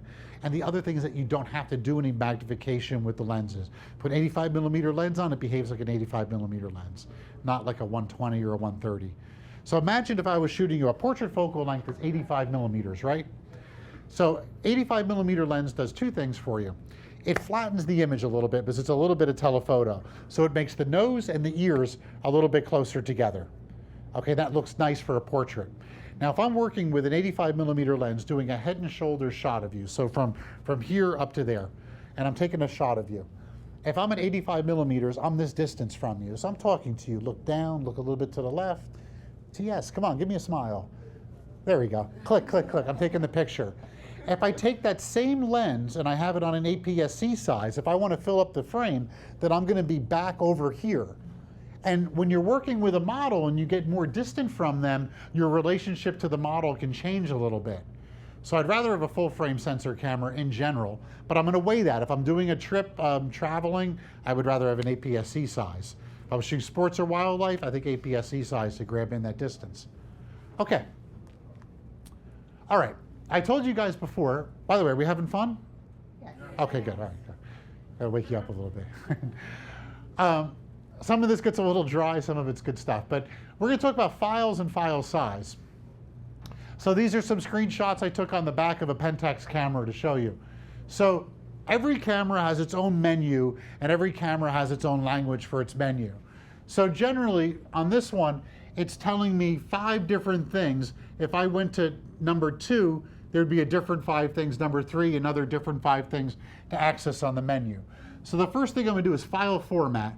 And you see it says RAW plus. Then it says JPEG recorded pixels, 14 megapixels. This is the screenshot from a Pentax K7, which is a 14 megapixel camera. So I can choose and change these things around a little bit. So let's go to file format, select that, it gets highlighted, and I open it up, and now I have JPEG, RAW, and RAW plus. Every camera will look a little bit different in the menu, but basically, in essence, I like the Pentax because they break it down really easy. I can choose to shoot either a JPEG, or I can choose to shoot a RAW, or I can shoot a JPEG and a RAW together. I take one picture and I get 2 files. Exact same picture, but one is in a RAW file and one is in a JPEG file. If I just choose JPEG, I also can choose the quality of the JPEG or the compression. You always want your camera to shoot on the to have the best quality JPEG if you're shooting a JPEG. You don't want to have a low quality JPEG. A lower quality JPEG will be extra compressed and won't look as good. So you want to be a little bit careful of that. So these files and file size, you can also, JPEG recorded pixels, 14 megapixel. You can also on your camera tell your camera to not shoot at its maximum pixel rating. You can ask your camera to shoot at a lower pixel rating. Why would you want to do that? In general, you don't want to do it, but I can think of 2 reasons why you would want to do it. One would be you're out shooting and you're filling up your memory card and you're about to come to the end of your memory card, you don't have another memory card. So then you can make your pictures a little bit smaller. Instead of the size of a 14 megapixel, you can tell it to be 6 megapixel. I don't necessarily recommend that, but what's better? Filling up a memory card and not being able to shoot anymore, or being able to shoot some smaller pictures and still fit it on the memory card? The other one is, and I do this sometimes, I like to eBay. If I was going on eBay and I was taking pictures of things destined for eBay, for shooting for something destined for the web, you don't need a 14 megapixel file. I usually turn my camera onto 1 megapixel, which is good for screen resolution, and I'll shoot pictures and then I upload those things to eBay. Everyone's kind of with me on that? In general, though, the only thing that I'm scared of with this is that if you change it from 14 megapixels, let's say I'm going to do some eBaying and I'm going to put this rare pen on eBay, and I photograph that with the Nikon camera. I turn the pixels down to 1 megapixel, I shoot it, then I upload the pictures to eBay, and hopefully bidding goes crazy on this rare pen. What if I turn my camera off, I put it in a bag. What if I don't set the camera back to 14 megapixel? I've just taken a bunch of 1 megapixel camera pictures. So make sure that if you do adjust the recorded pixels, the size, make sure you turn it back up. Or just don't even touch that button and don't worry about it. Buy more memory cards. That's what I recommend mostly. Quality, you always keep your JPEG quality at the highest. But the file format, being able to change this is very interesting. So I'll show you in a second on how this works. Okay, so a JPEG is Joint Photograph Expert Group, and what it does is that it compresses the picture a little bit. So if you take a 10 megapixel file, take a 10 megapixel shot, it may in storage be 2.3 megapixels, but then when you open it up, it's 10 megapixels. Or if it was a 21 megapixel camera, it may create, when it's a small JPEG, 3.5 megapixels, but when you open it up, it unfolds the picture to be 21 megapixels. What happens is it compresses the file down. It actually throws away some pixels and then rebuilds them when you open the picture back up. And when I say open the picture back up, if you're confused by that, right now, I've got pictures on this memory card that I showed you before.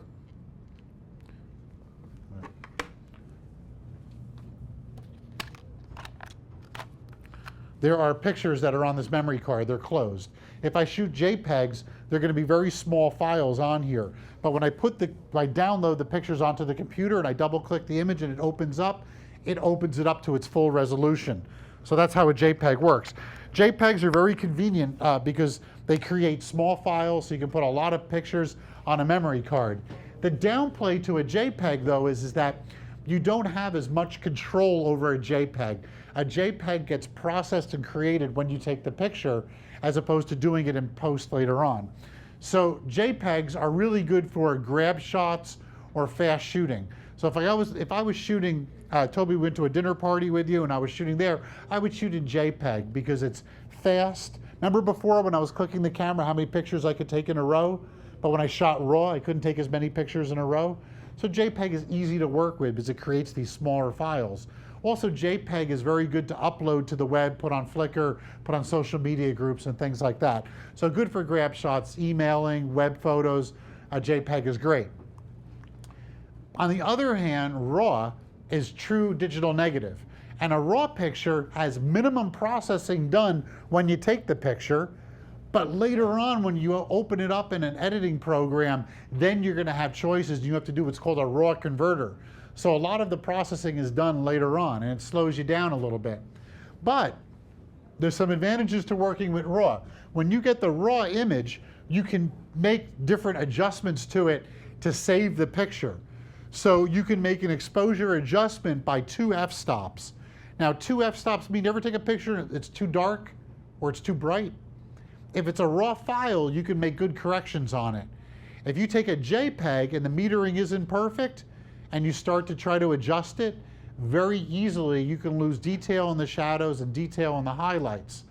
So RAW lets you adjust more later on, but it does slow you down a little bit. And it also forces you to use some specific programs, which I'll talk about in a second. Now there's a couple of other things with RAW that's very nice. Okay, there's a guy named Dr. Kelvin, and Dr. Kelvin measured the temperature of light, and he got to name his discoveries after himself. It became called Kelvin 3200 Kelvin, 5600 Kelvin, 6000 Kelvin, and that's the measurement of light. So this looks white, right? It's a white envelope, it looks white. This light that's pouring down on it is a high quality light panel. This light cost around $1,600. It's very bright, and it's also daylight balanced. So the light hitting here is actually showing up the white envelope properly. Have you guys ever taken a picture under tungsten lighting in the house, a standard lamp light? How does the picture come out? Yellow. Yellow, comes out very warm. A standard tungsten light in a household tungsten light has a 3200 Kelvin temperature. Daylight is about 5000 to 5200 Kelvin temperature. So how does your camera see this? How does it record it? How does it know that it's white and not yellow? Well, it has a white balance control, and it measures the temperature. When you shoot with a RAW, you can adjust the color balance so that it's perfect. When you shoot with a JPEG, the measurement happens when you take the picture, and if it doesn't get the white balance right, then the color is off, and it's harder to adjust. Okay, cold in here?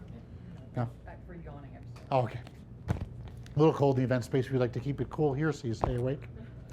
Actually, our air conditioning can't figure it out. So RAW lets you adjust things like color balance and exposure, and it lets you really fine tune the picture. But there's a price that you pay for that, and prices that RAW files are much larger. So if you have a 10 megapixel camera and you shoot a RAW, usually you end up with about a 32 megabyte image on the memory card itself. Where if you shot a 10 megapixel camera as JPEG, you get about a 2 megapixel or 2 megabyte size image. So RAWs fill up your memory cards a lot faster, and there's also more processing that you have to do. Now, I want you guys to look at this picture. This is very key. This is my nephew's wedding, and this was shot. I told the camera to shoot RAW and JPEG at the same time. So you may say, but why would you want to shoot RAW and JPEG at the same time? Well, I like the JPEGs because they're easy to handle and play with, but I like the RAWs because that's the higher quality, better image that's out there. So actually, at the end of this wedding, I was able to take all the JPEGs, put them onto a CD, and give them to the bride and groom so that they went on their honeymoon with their JPEG pictures that I took. But the RAWs, I was able to bring home and process and play with. So who thinks, anyone want to care to guess which one's a JPEG, which one's a RAW? Yes. JPEG on top, RAW on the bottom. Exactly. JPEG on RAW and JPEG RAW on the bottom, JPEG up on top. Okay, so let's look at the image. First off, the key, what gave it away, I think, for you was the light in the background, probably. Like the yellow and pink. The yellow pink. Okay. So this is done with no flash. This is done in available light. The background, there's a tungsten light in the back. Now the tungsten light's very bright, so it looks white. But as you get a little further away, look how the light starts to turn very yellow. The wall of the hall is actually a beige. So that's the accurate color there, but it turns out a little more yellow because the JPEG, it got fooled a little bit. When I opened up the RAW image, I was able to tweak the color balance and make it look a little bit better. In particular here, look at the color of the white vest on the two. That's a big discriminator there. This is slightly yellowish and a little bit more gray. This one is a little bit more truer white with a little bit of shadow going on inside of it. Also look at the skin tones. The skin tones are much better on the RAW one than the JPEG one. Would you agree? Now, if I showed you each of these pictures on their own without having them side by side, they would look like standard wedding photos and you wouldn't notice so much. But again, we're talking about the art of photography here. If I'm charging for a wedding, which this was free, I was actually the second shooter on this, but this was free, so it didn't really matter. But if I'm charging for a wedding, I have to give you the best possible quality at all. So while this is certainly fine and does the job, arguably, this is better. This is a better shot. So if you're trying to do this, you want to shoot well. Okay, this guy, he's a little red in the face because he's been drinking about 10 martinis already. He's also holding up the heavier part of the guy, so that he turns out red. But the skin tones here are much more pleasing than the yellow skin tones up on top. And I definitely like this white tux better here. You got a little warmth coming in there, a little yellowness. That's a little bit more accurate. But to get this type of a picture was a lot of work. Much like Eve, when she got the apple, that apple tasted good, but there was a lot of connotations that came along with it. So if you want to work with RAW, you have to make some decisions about your software. When you work with JPEG, it's easy to work with. Anyone work with Google's Picasso software here?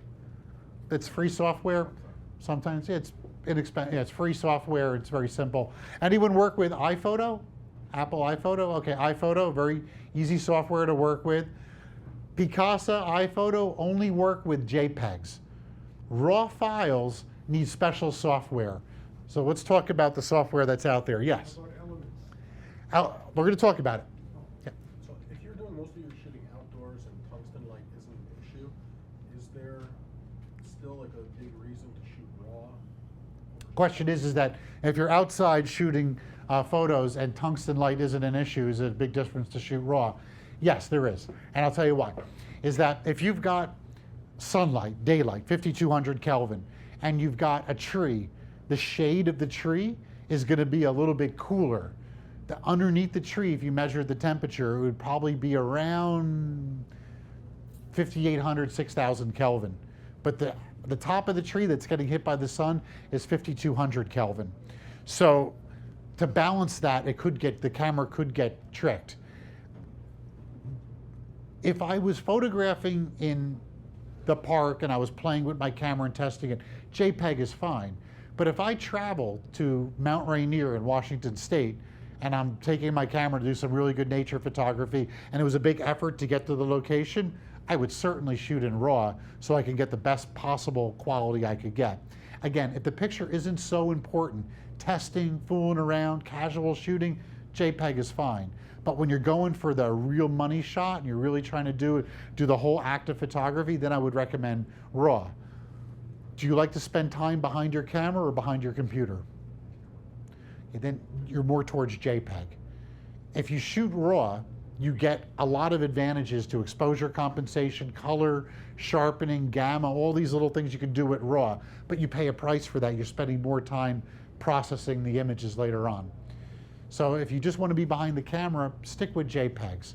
But know this, if you shot with RAWs, you could do a little bit better work. I'll give you another example. Who here had a black and white darkroom in their house or apartment? When you print your own work, you can control it much more, but you got to spend time in the darkroom. A lot of people who used to just take rolls of film and go to the lab and pick up their pictures, that's JPEG shooting. People who developed their own negatives and printed their own shots, they're working in RAW. If you want to take the next step in photography, you work with RAW and you get some advantages. Using Lightroom, putting in a few hours a week, in a few months, would I be able to Lightroom is the key. Lightroom lets you work with RAWs very quickly and easily. And if you master Lightroom, I'm going to recommend it very heavily. Let me go down this list of software. This software is going to do two things for you. Software 1 will help you organize your photographs. Now, when I say organize your photographs, I want you to imagine that if you travel to an exotic location and you got a couple of 8 GB cards, very easily you can come back from that Alaskan cruise with around 1,800 to 2,300 pictures, right? Back when you shot film, did you ever come back with 1,800 pictures? No, you had 10 rolls of film, which was 360 shots max, maybe 20 rolls of film. It's easier to edit that lower number, but in digital photography, we're shooting more and more than we ever have before. We pay a price for that in our editing time later on. I'll give you guys a quick example.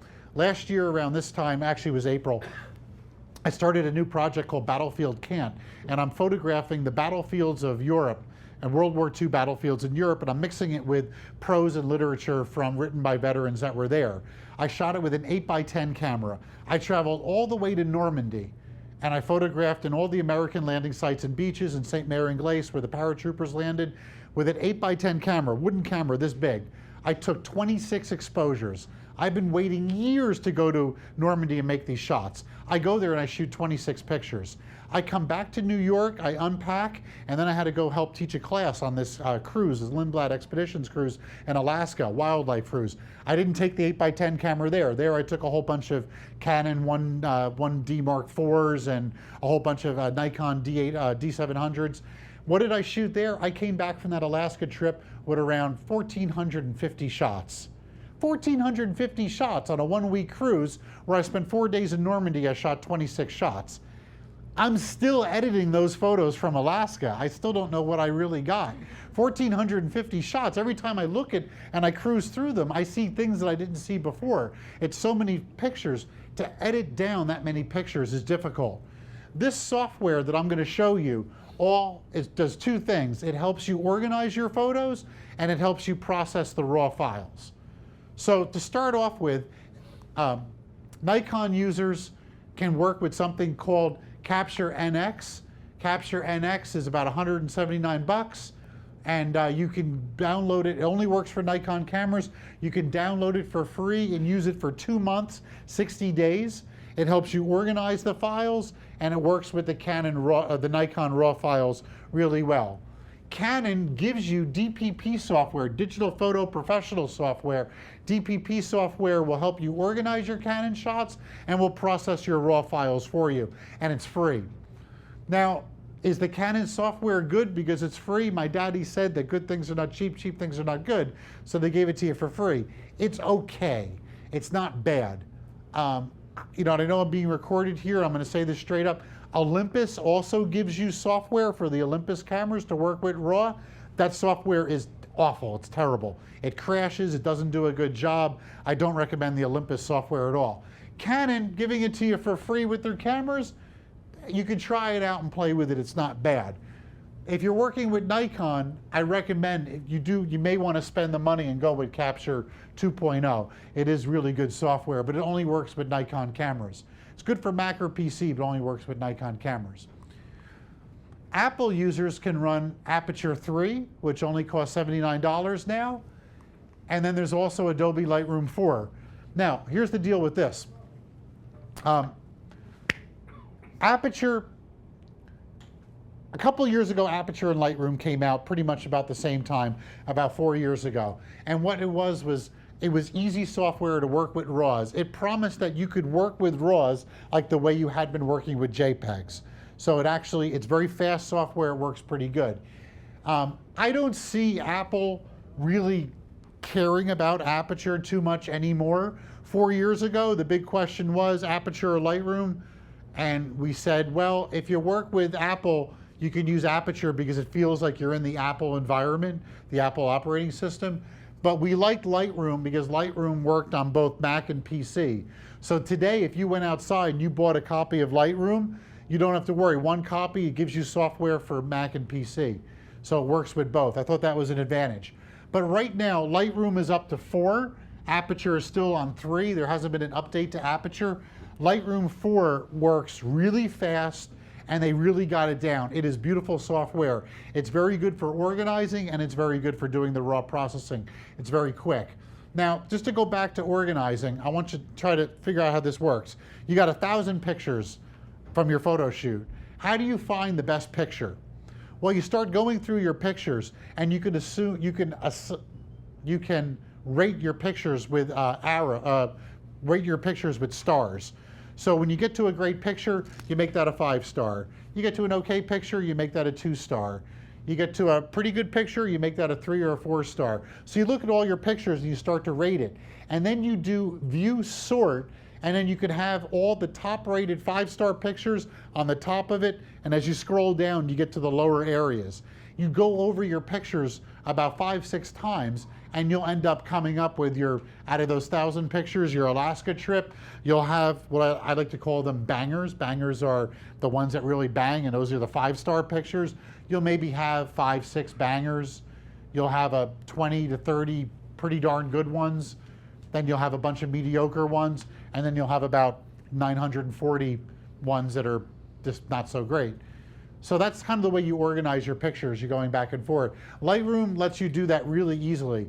So I recommend Lightroom pretty heavily. Now there's also Adobe Elements. They're up to version 7 for PC, version 6 for Mac. Inside of Elements comes with something called the Organizer. And the Organizer lets you work with raw files, and it lets you organize your images a little bit.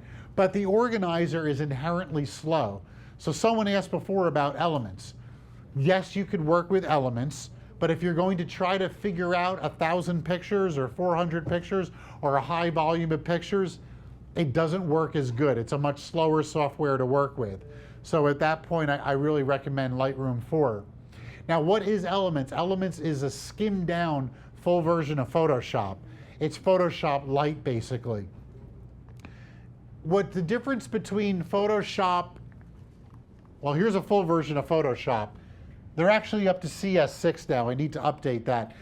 Creative Suite 6 cost around $700. Now, Photoshop comes with Bridge. Bridge is like Organizer, but on steroids. It's a little more powerful version of the Organizer.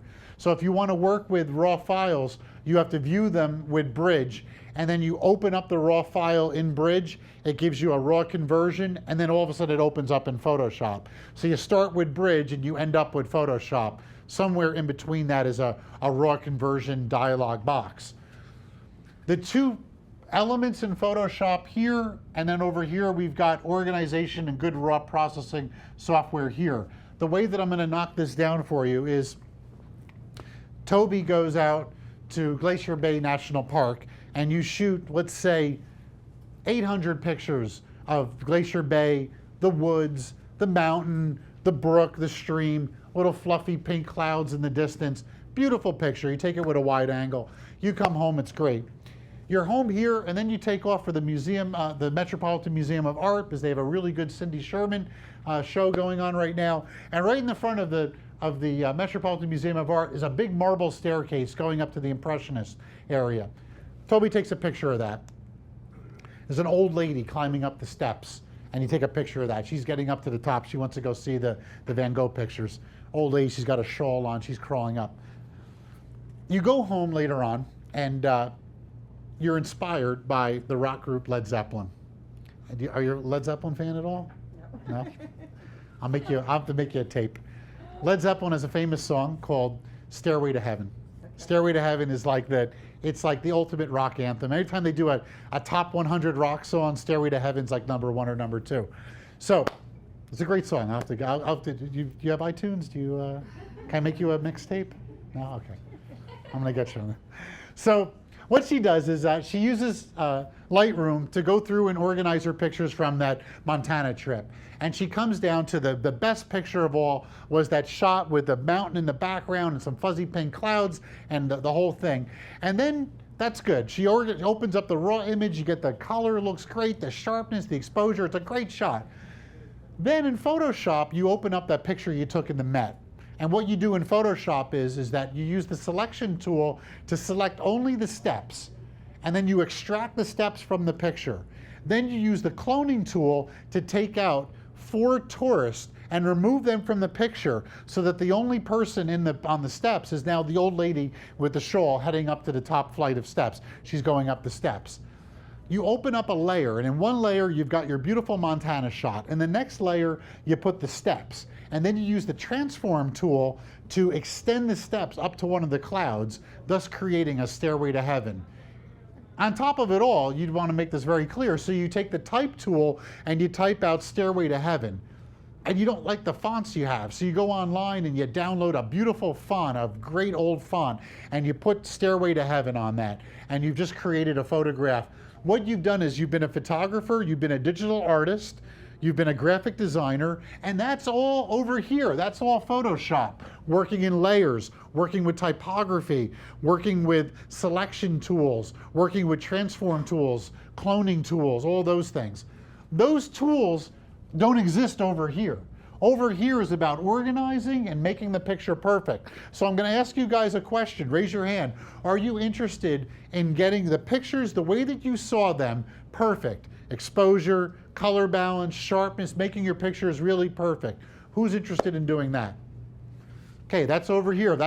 I would recommend to you Lightroom in general.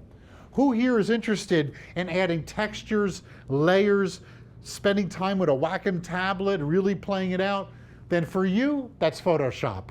So if you raised your hands earlier, I just saved you around $550 and a lot of time. But let me tell you something, Photoshop, that's a beast of a program. I started with Photoshop at Photoshop 3.0. We're on like Photoshop 11 now. So it's constantly changing. There's a lot to do in Photoshop. Matter of fact, when you open up Photoshop, you're always like, wow, all these palettes, all this stuff. It's like Photoshop is really complicated software. But I remember back in 1995, my old friend Cozy from Seattle, she showed me Photoshop for the first time, and she says, if you can dream it, you could do it in Photoshop. And it's true, you can make anything you want in Photoshop, but man, does it take a lot of work and skill. Most of us, though, are just simply, we want to take great photographs and organize them and play with them. So that's over on this side.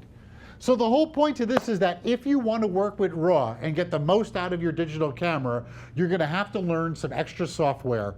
And your choices on software are either, for Nikon users, Capture NX, or you can work with Aperture. But I really recommend go with Adobe Lightroom 4, spend the money on it. It's really good software. Here at the event space, we do a lot of Lightroom presentations for you. I just booked Tim Gray for June. He's a great Lightroom teacher. We'll show you how to work it. That's your best bet. And some other good news is Lightroom 3 costs $279. Lightroom 4 is down to $145. Pretty nice, it's relatively cheap. Any questions on the software? Yes. If you work in Photoshop, you recommend organizing in Lightroom? Lightroom, well, if you work in Photoshop, Lightroom and Photoshop can work hand in hand because you can organize in Lightroom and then send it when you find the perfect picture you want to really tweak and work on, you can send it to Photoshop. Or, because you're a film shooter, and I think you're going to be a little similar to me, I'm uncomfortable shooting thousands of pictures. I'd rather wait and kind of perfect it and get it. So I use the bridge. I'm actually not good at Lightroom, but it's a weakness I have, and I should learn Lightroom. Because, yeah, I'm wondering about naming and all that kind of stuff and automatic stuff. Naming and organizing with Bridge and Photoshop, very slow. Much easier to do it in Lightroom. Scanned images off of film, you can do it in Lightroom as well. Yeah, you can do it in Lightroom as well. Lightroom is better. Lightroom organizing is much better. It's much easier to organize in Lightroom. Bridge is a little bit slower. Okay, the mode dial. In terms of entry-level and mid-level cameras, they almost all have a mode dial. And a mode dial is pretty cool because it's really easy to understand and work with. Actually, Canon came up with the mode dial first, but now everybody kind of uses it. So the view I'm showing you is the top of a Nikon camera. So I'll do a little translation for you. So first thing you got is the green automatic everything. The green mode is known as the PhD mode when you engage the green mode. PhD standing for push here dummy. It is the automatic everything mode.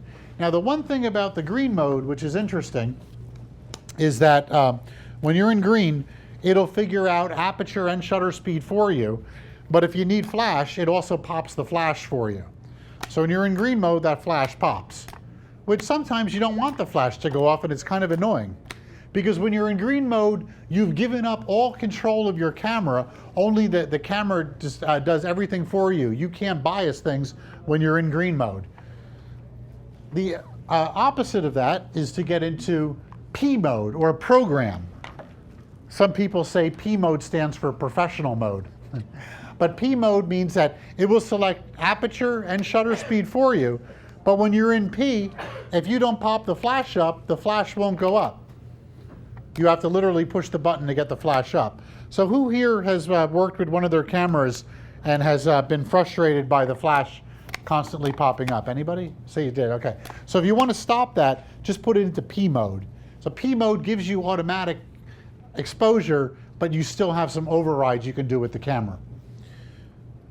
Okay, the next one is the mode that most professional photographers arguably like the best, and it's the A mode, and that stands for aperture mode, or aperture priority.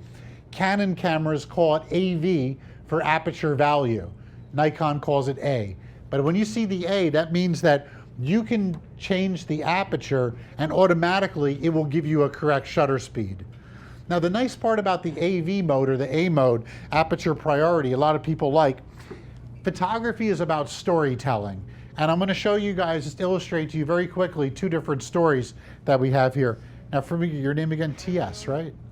Okay, let's say that the story that I want to tell is TS learning digital photography.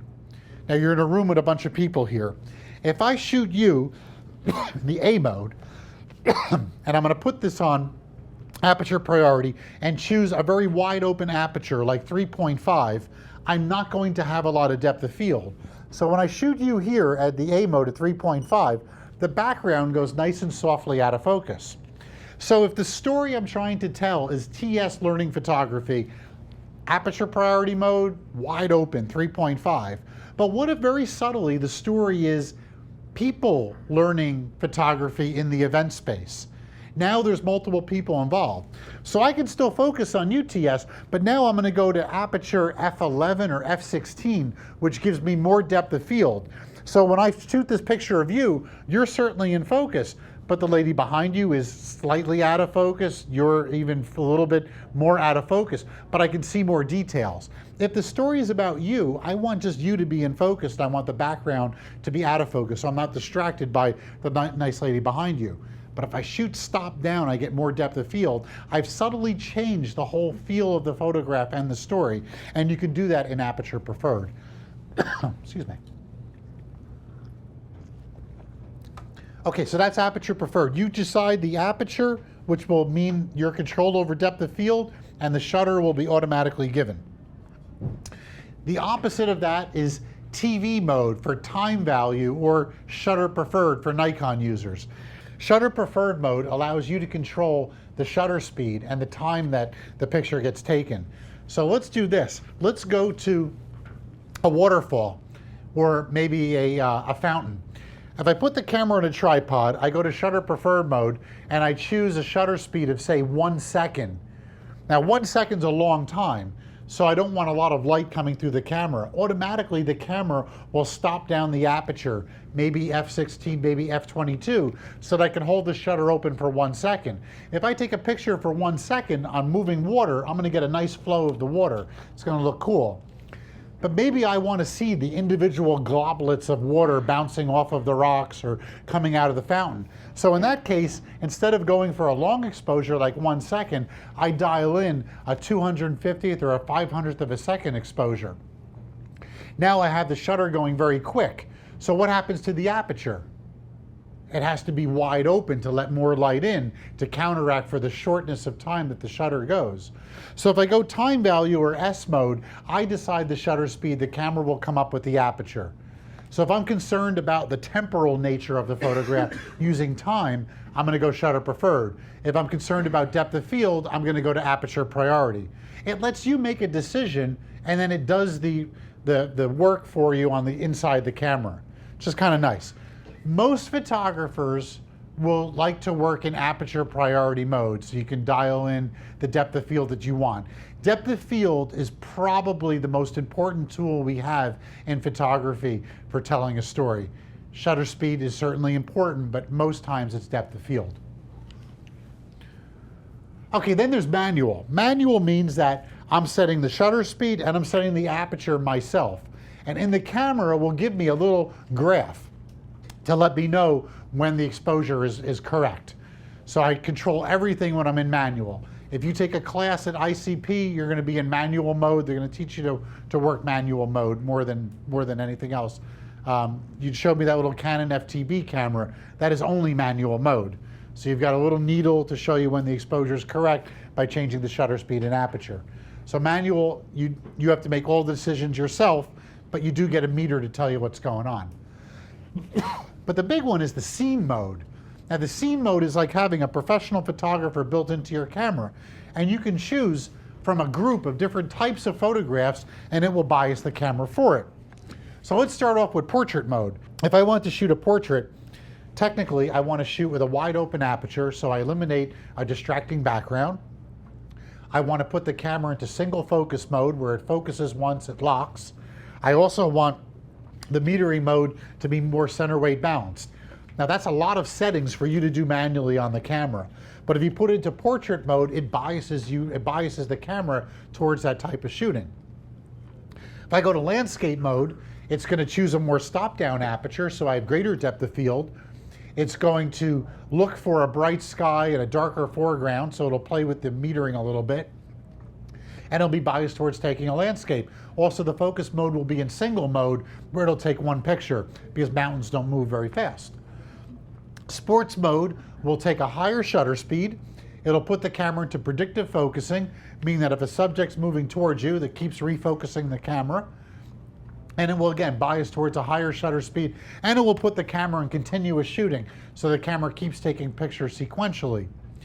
So if you know what you're doing, you can tell the camera, put it into all these modes to bias it towards the way you're going to take your photograph as per your subject. If you don't want to mess with all that, you can go into the scene mode and choose the type of shot you want to do. Pretty cool stuff built in. You can decide to access that or not access that.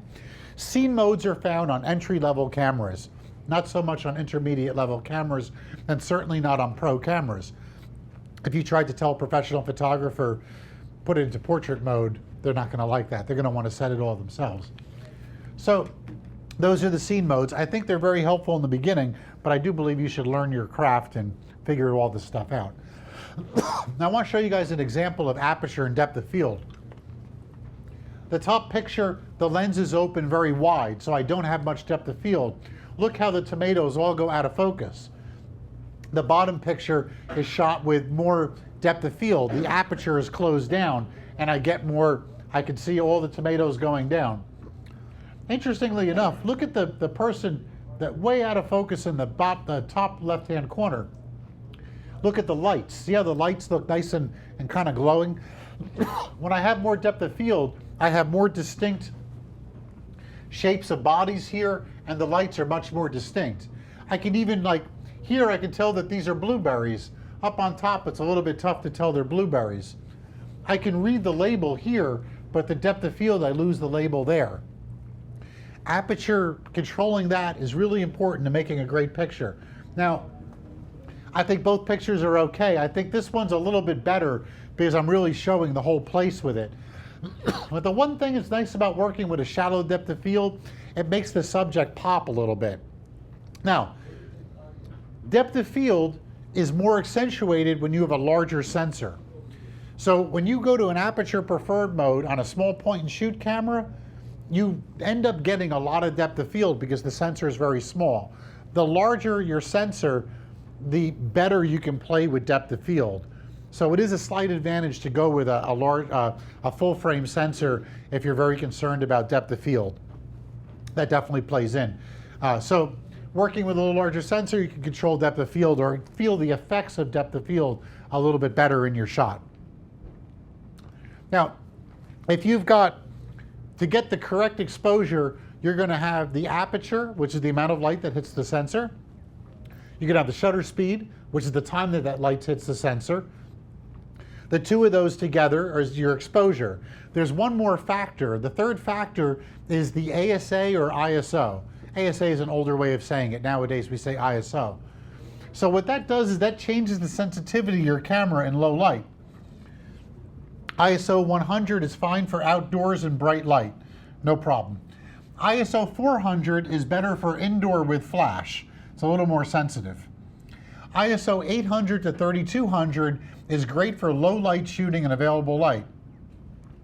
I know that my savior of the cough drops here likes to shoot very quickly from the cuff street shooting. Since you're shooting very quickly, you need a little higher shutter speed. So it would behoove you to work with a slightly higher ISO, like 400 or 800. But basically, if you use higher ISO, do you get more noise? Yeah, the question is that when you go to higher ISO, do you get more noise? And the answer is that sort of. The newer cameras are breaking the rules. So hold on one sec. I'll tell you one more thing. There's another one called ER, or extended range. Did you know that the Nikon D4 camera can shoot at about 225,000 ISO? I mean, that's like unheard of. A big development in the past couple of years in digital photography has been low light shooting, and they've practically eliminated noise. With this Fuji X1 Pro, I shot 6400 ISO, handheld night shots. It was like night vision. There was no noise and it was fine at 6400. Now you're gonna have to play with your camera a little bit and test out its capabilities, or go online and read some reviews. Not all cameras are created equal in terms of low light. And certainly cameras that you bought 4 or 5 years ago, I would not shoot over 800 or 1600 ISO. The new ones though, to answer your question, actually work very good in low light and you're okay. As a matter of fact, there's something nice. It's called automatic with a controlled range. This is pretty cool. This is where you can take the camera and you can set automatic ISO from 100 to say 3200. If you get into low light, automatically the camera will go back to the 3200, 1600 range, and bright light, it'll automatically bring it down. I'm not a big fan of automatic. I like to control things. I'm a control freak, but I'll tell you what, automatic ISO works really good, because I was playing with some cameras and I was shifting the ISO back and forth, but sometimes you forget to change it back. You'll be at 1600 in low light, the next thing you know you're in bright light and you're getting overexposed pictures because the ISO is too sensitive to light. So you have to manually go into the camera and change it. But if you go to automatic ISO, you can set the top angle of the top number of where you want the ISO, and it works really good. With some of the new cameras, they're extremely good in low light. So I'd recommend you can go with 3200, 6400, no problem. Even go up to higher to 25,000. The Nikons are very good in low light. Yes? With a lot of these settings, is the benefit in doing it manually by yourself just an exercise in doing it, controlling it, and creating something, would, if you took a whole bunch of photos, automatic and then manually controlled, apart from an expert, most people be able to tell the difference between what's... Okay, the question is that, is it safe to play with automatic, or are you doing the manual overrides just to control? The answer to that question is that when you're in manual, you are truly in control. Automatic can make mistakes or do things that the camera thought was right, but you didn't think was right. So having manual overrides is a boon. It's better to have manual overrides. The beauty of these cameras is that you can access the manual overrides if you want, which leaves you room to grow into the camera, or keep it on automatic. To answer the second part of your question is, could somebody see the difference between an automatic photograph and a manual photograph? If you and I were in Times Square at 3 p.m. in the afternoon, standing next to each other, you had your camera on automatic, I had my camera on manual, I think that we would come up with pretty much the same basic photograph. But if the shooting condition got a little bit more difficult, like very low light, maybe we were shooting at 8 o'clock, 9 o'clock at night, if I'm shooting in manual, I can tell the camera to do specific things that it may not decide to do in automatic. Most photographers like to do semi-automatic, like that aperture preferred. It let me decide on the aperture, the shutter speeds are given. I need the correct exposure, but at least I get to decide on that aperture. If you put the camera in program and I put the camera in aperture preferred, I'm going to have a better choice of depth of field. You in program will just get a really good exposure, and the camera's always trying to get you around f8, f11. Does that answer your question? Yeah. What about in those scenic modes that you have, portrait, landscape? The scenic modes, Reliable? they are reliable, and the scene modes are do a good job. Are they reliable? Yes, but depending upon the camera, I'm going to put the camera into portrait mode. It's in scene mode, and it automatically pops up the flash. That's kind of annoying. So if I want the flash to not go off, in this case, I'm going to have to go to the manual mode. But the camera in the scene mode made it so automatic that it took away some of my control. So the flash keeps popping. I recommend if you are comfortable in the scene mode and it's working for you, that's fine. But I would graduate and grow into the camera and get out of the scene modes and be in more control. It'll make you a better photographer. You didn't like that answer? No, I never shot in the scene No. mode. I was always afraid of them. Well, yeah, I wouldn't be afraid of them, but I would, again, it comes back to automatic and manual. I took a filmmaking class up at the main workshops, and they were very adamant that the video cameras had to have manual overrides. And for that usage, manual worked better, being able to control everything. Automatic just didn't do a great job. You know what, Elizabeth, you're a filmmaker. Do you like to shoot in manual or automatic when you're making your... Automatic, really? Okay, well, she's automatic. I say manual, iris control, those things. When you shoot in manual, you're in more control. The better you get with your camera, that control is going to play off. I'll give you an example, shooting the moon. I don't think there's any automatic camera that can do a really good job of shooting the moon. You got to go to manual and experiment with a little bit of what's called bracketing. Shoot one exposure, under, one on, one over, and play around and then choose your best shot. So sometimes it gives you a little more work. Now this I like a lot, picture control and styles. You can tell the camera at this point to do a specific picture. So this is the same shot in black and white or monochrome. This is black and white with a red filter. So it's hard to see it, but there's a little bit more contrast going on with the red filter. This is a purple tone and that's a sepia tone. Now you can do all this stuff in post-processing, but what I like doing is that shooting in RAW and JPEG, when you put a picture control on it, it biases the JPEG towards the picture control that you desired.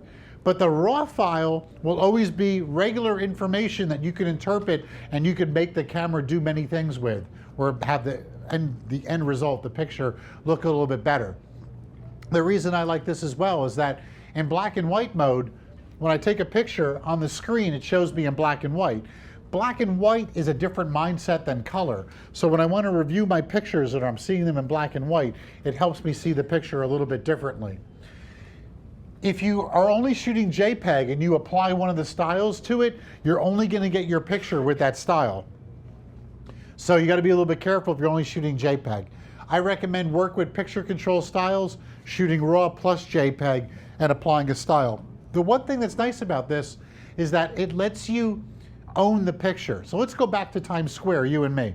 And I got my camera set for black and white mode, you have your camera set for color mode. Instantly, we've got two different styles and ways of looking at the scene that we just shot. But if I go to black and white with a little higher contrast, that's gonna have a specific look. It'll be different than your picture. So picture control and styles is a way of establishing your picture, and I like to say owning it a little bit better. This is a mode called color vibrancy mode. Here's neutral, the way a camera regular takes. Look at the vibrant mode. Look how the colors are a little bit more saturated and blown up a little bit. The desaturated one is a little softer contrast. I don't have the picture here with me, but if you want to, who likes the idea of these picture styles and modes? Visit my blog. This morning I just made an entry about film simulation modes on the new camera, and I have side-by-side pictures with the same, with different film sim modes. That's suspectphotography.com. Suspectphotography.com. That was the gallery in Seattle. It's called Suspect Photography. But I've been doing researching these techniques and seeing what's on it, and I like these modes. I think it's a good way to own a picture. I'm very concerned. I'm not interested in making the same photograph as you. I want to make a photograph that has my stamp on it. So going to a high contrast black and white kind of works for me. You have your own look. You have your own style inside of you. Playing with these modes can help you access that style. Okay, moving on. Your camera has a meter built into it. Now, there was a guy named Ansel Adams, and Ansel Adams established something called the zone system. In 1982, Nikon introduced a camera called the Nikon FA, and the FA camera had something similar to what Ansel Adams, the great photographer, was trying to show. And what it was that you would look at all different areas of the photograph, meter different areas, and assign each area basically a value from 1 being completely dark to 10 being incredibly white and bright. But 2 and 3 start to have some shadow detail, and 7 and 8 had detail in the highlights. So he would use a spot meter to come up with the perfect exposure. So matrix metering, or multi-zone evaluative, breaks up the photograph into different zones, and it compares and analyzes them. Center weight, or partial metering, just meters the center 25% of the picture.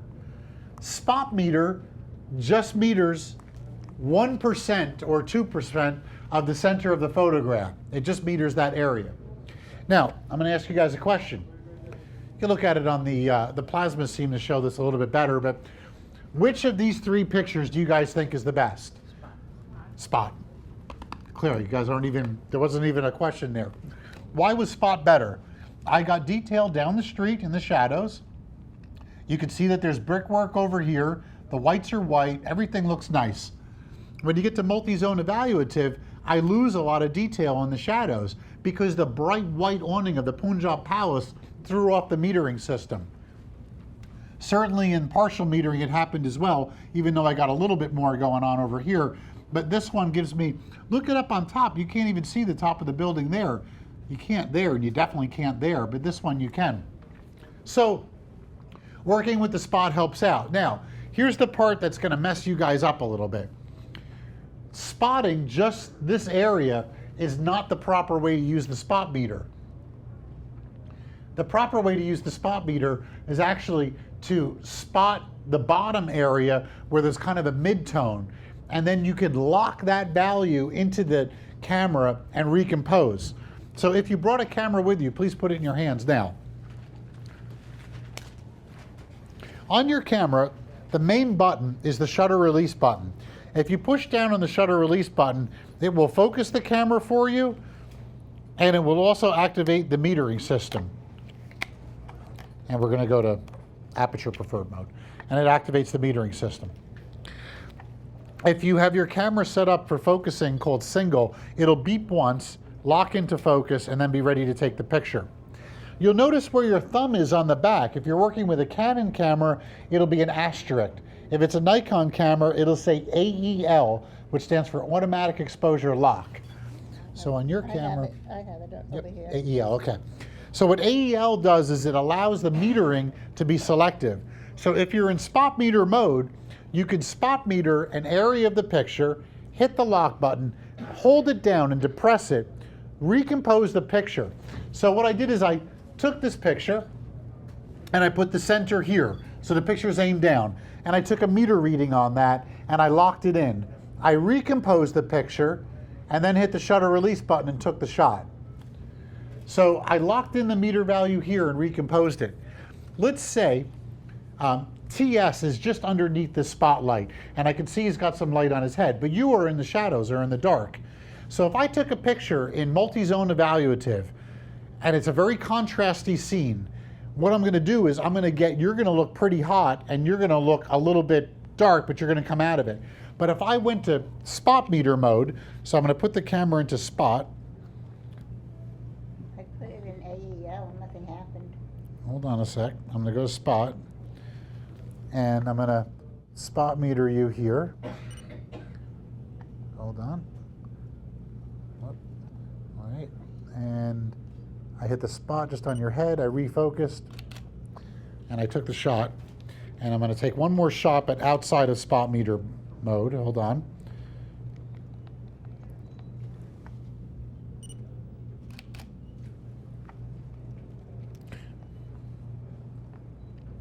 Boy, the Nikon did a pretty good job. But this is in spot meter mode, and I've got you exposed properly. And the background is still pretty dark. Now, the only time you use this is when the subject is very contrasty, meaning that there's a little bit of light on him, but it's dark. I'll get over to you, but it's dark on the background. This is stop. Yeah, well, it's selective metering. So I just metered his face, and I didn't care about the background.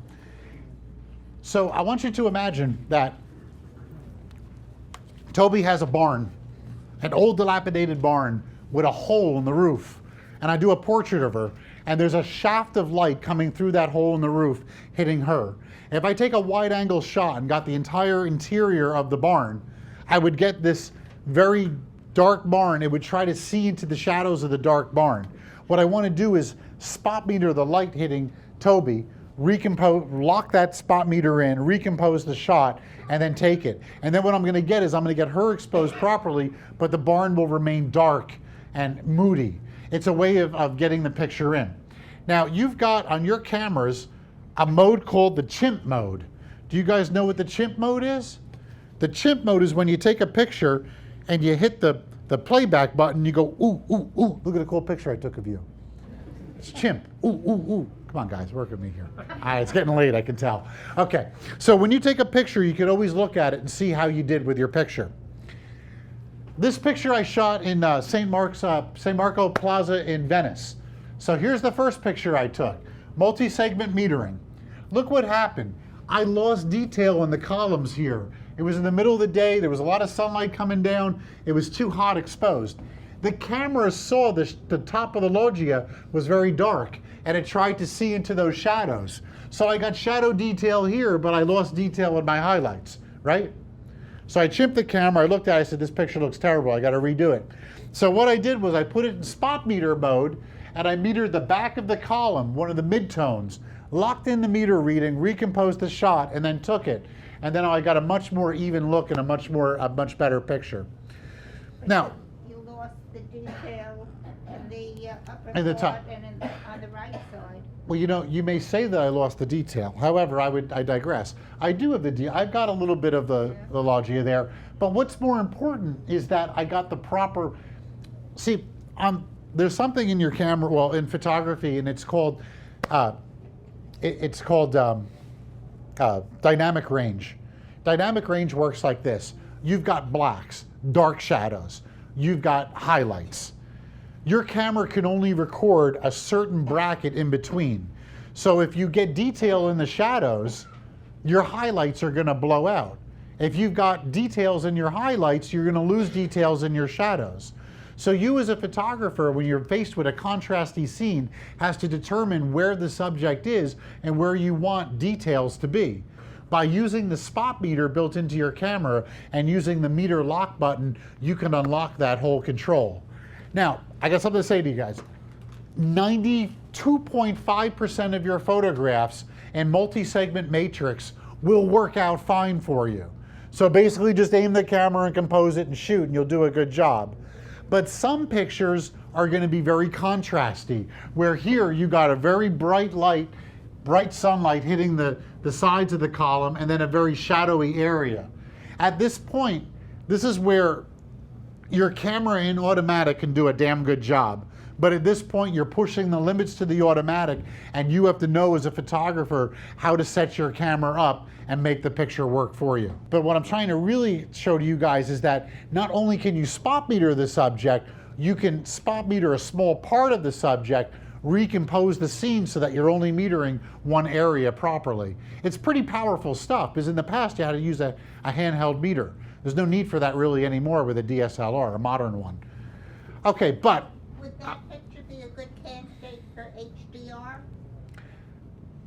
HDR is something else, and we're at an introductory level class. I don't want to. Would it be a good HDR? Can work out well almost all the time because that just expands the range. HDR is called high dynamic range, and what it does is that it gives you a greater, from the shadows to the highlights, a greater range. But there's specific techniques to access that. So would it be a good picture for it? Yes, it could help. But I'd have to use a tripod. I would have to do a couple of things that maybe I couldn't do at that time. They wouldn't allow a tripod there. Maybe I was making the picture fast. HDR is a specific technique, and I don't want to get too much into techniques on this. But your camera has a metering system that's very versatile. Okay, let's talk about focusing now. Your camera has 4 ways that it can focus. It can do single shot, which means that it locks into focus and then it holds the focus. It can do servo or continuous, meaning that if a subject is moving towards you or away from you, it's constantly refocusing. Or it can work in manual focus, where there's no automatic focus and you're manually deciding where the focus is. Or some cameras have the 4th one, which is AI, stands for artificial intelligence, where the camera tries to determine if there's moving objects in your picture and it adjusts the focus for you. The important thing to know about focusing is that single shot is probably your best mode to use. But if you're shooting sports or moving subjects, then you definitely want to put it into servo focusing. Now the cameras get a little bit confusing with where they focus, because you can set up the camera to just focus in the middle, but then some cameras have extra sensors where we'll focus on the sides, on the top, and on the bottom. And it gets a little complicated with it. That's why I like to do the photo walk to play with some of the focus modes that are out there. I'm going to go back to this one more time and just illustrate something on it. So, I'm picking on you a lot. I want to take a picture of you, but there's something in photography called the rule of thirds. I don't want to put you in the center of the picture. I want to put you off to the side a little bit and get 2, 3 people down the way. So if I hold up the camera and I compose it the way that I want to do it, the center of the picture is actually on Michael in the back. I just focused on your shirt because you're in the exact center here. But I want you in focus. So what I'm going to do is I'm going to put the camera into single focus mode, which means it will focus once. And you'll hear it beep. I'm going to focus on you. Did you guys hear it? It beeps. So I lock the focus on you, and now I can move the camera and it doesn't refocus. So I've got you in focus, I put you over to the side, and you can become in focus, even though you're off to the side of the picture. Now if I put the camera into servo focusing will, or continuous focusing, will constantly refocus. So I put you in the center, I push halfway down. Now it just refocused onto the background. For portraiture, you want to keep your camera on single focus. It's kind of important to do that. Otherwise, your camera's going to constantly be refocusing. So again, after the class, I'll set up your camera, show you how to change that focus mode. Single focus is definitely the best way to put it at. Now, here's where the question about you was the automatic work or not. AI, I think, can be fooled. I like to decide whether I'm in single or servo, or single or continuous. I want to be in control of that. I very seldom will let the camera decide how I should be focusing. I'm very picky about that. Most photographers, I think, are. You want to override that and control it. Then you could always put it to manual focus. The one attendee was talking about focusing at night. At night, it's very dark and there's not much contrast. The camera has trouble focusing. You put it in manual focus and then you're in control of it and you can set it to infinity or 20 feet or whatever it is, and you can do it. Autofocus in the dark, it'll hunt a lot. Like, let's try to focus on this gray wall. You can't hear it, but the camera's just going back and forth. There's no contrast to focus on the gray wall. But if I was to put the focus brackets right here, so it's half gray, half TV, I bet the camera will be able to lock on the focus. All right. Well, and again, it's really dark in here. Okay, can't focus.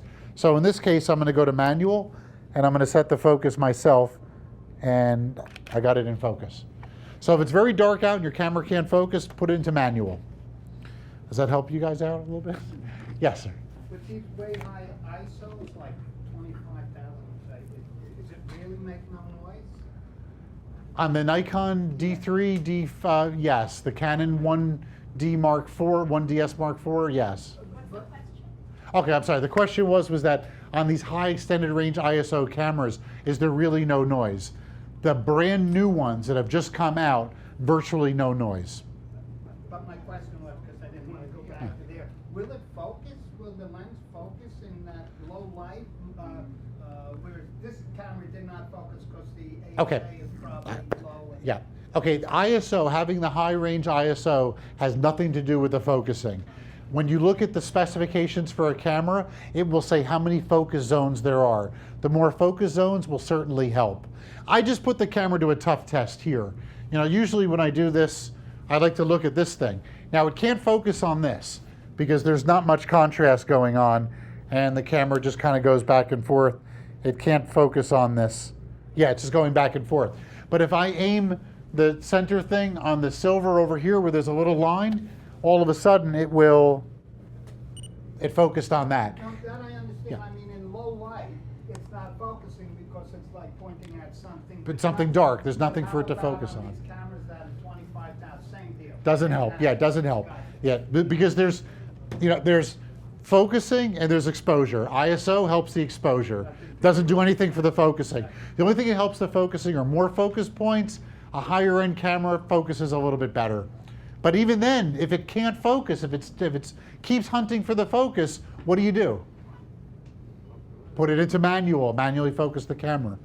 You know, cameras used to be manual focus before the Minolta Maxim, so. Got time for a quick story. Technology is driven in photography very heavily. As photographers, we play with technology. One of the most famous photographs ever taken was Joe Rosenthal's Iwo Jima flag raising photograph. I had the pleasure of hanging out with Joe Rosenthal, picking him up at an airport and bringing him to the Eddie Adams barnstorming thing before he passed away. I got to spend 3 hours with Joe Rosenthal. This guy was angelic. He was an amazing old guy at this point. But Joe Rosenthal, we're talking about technology and cameras.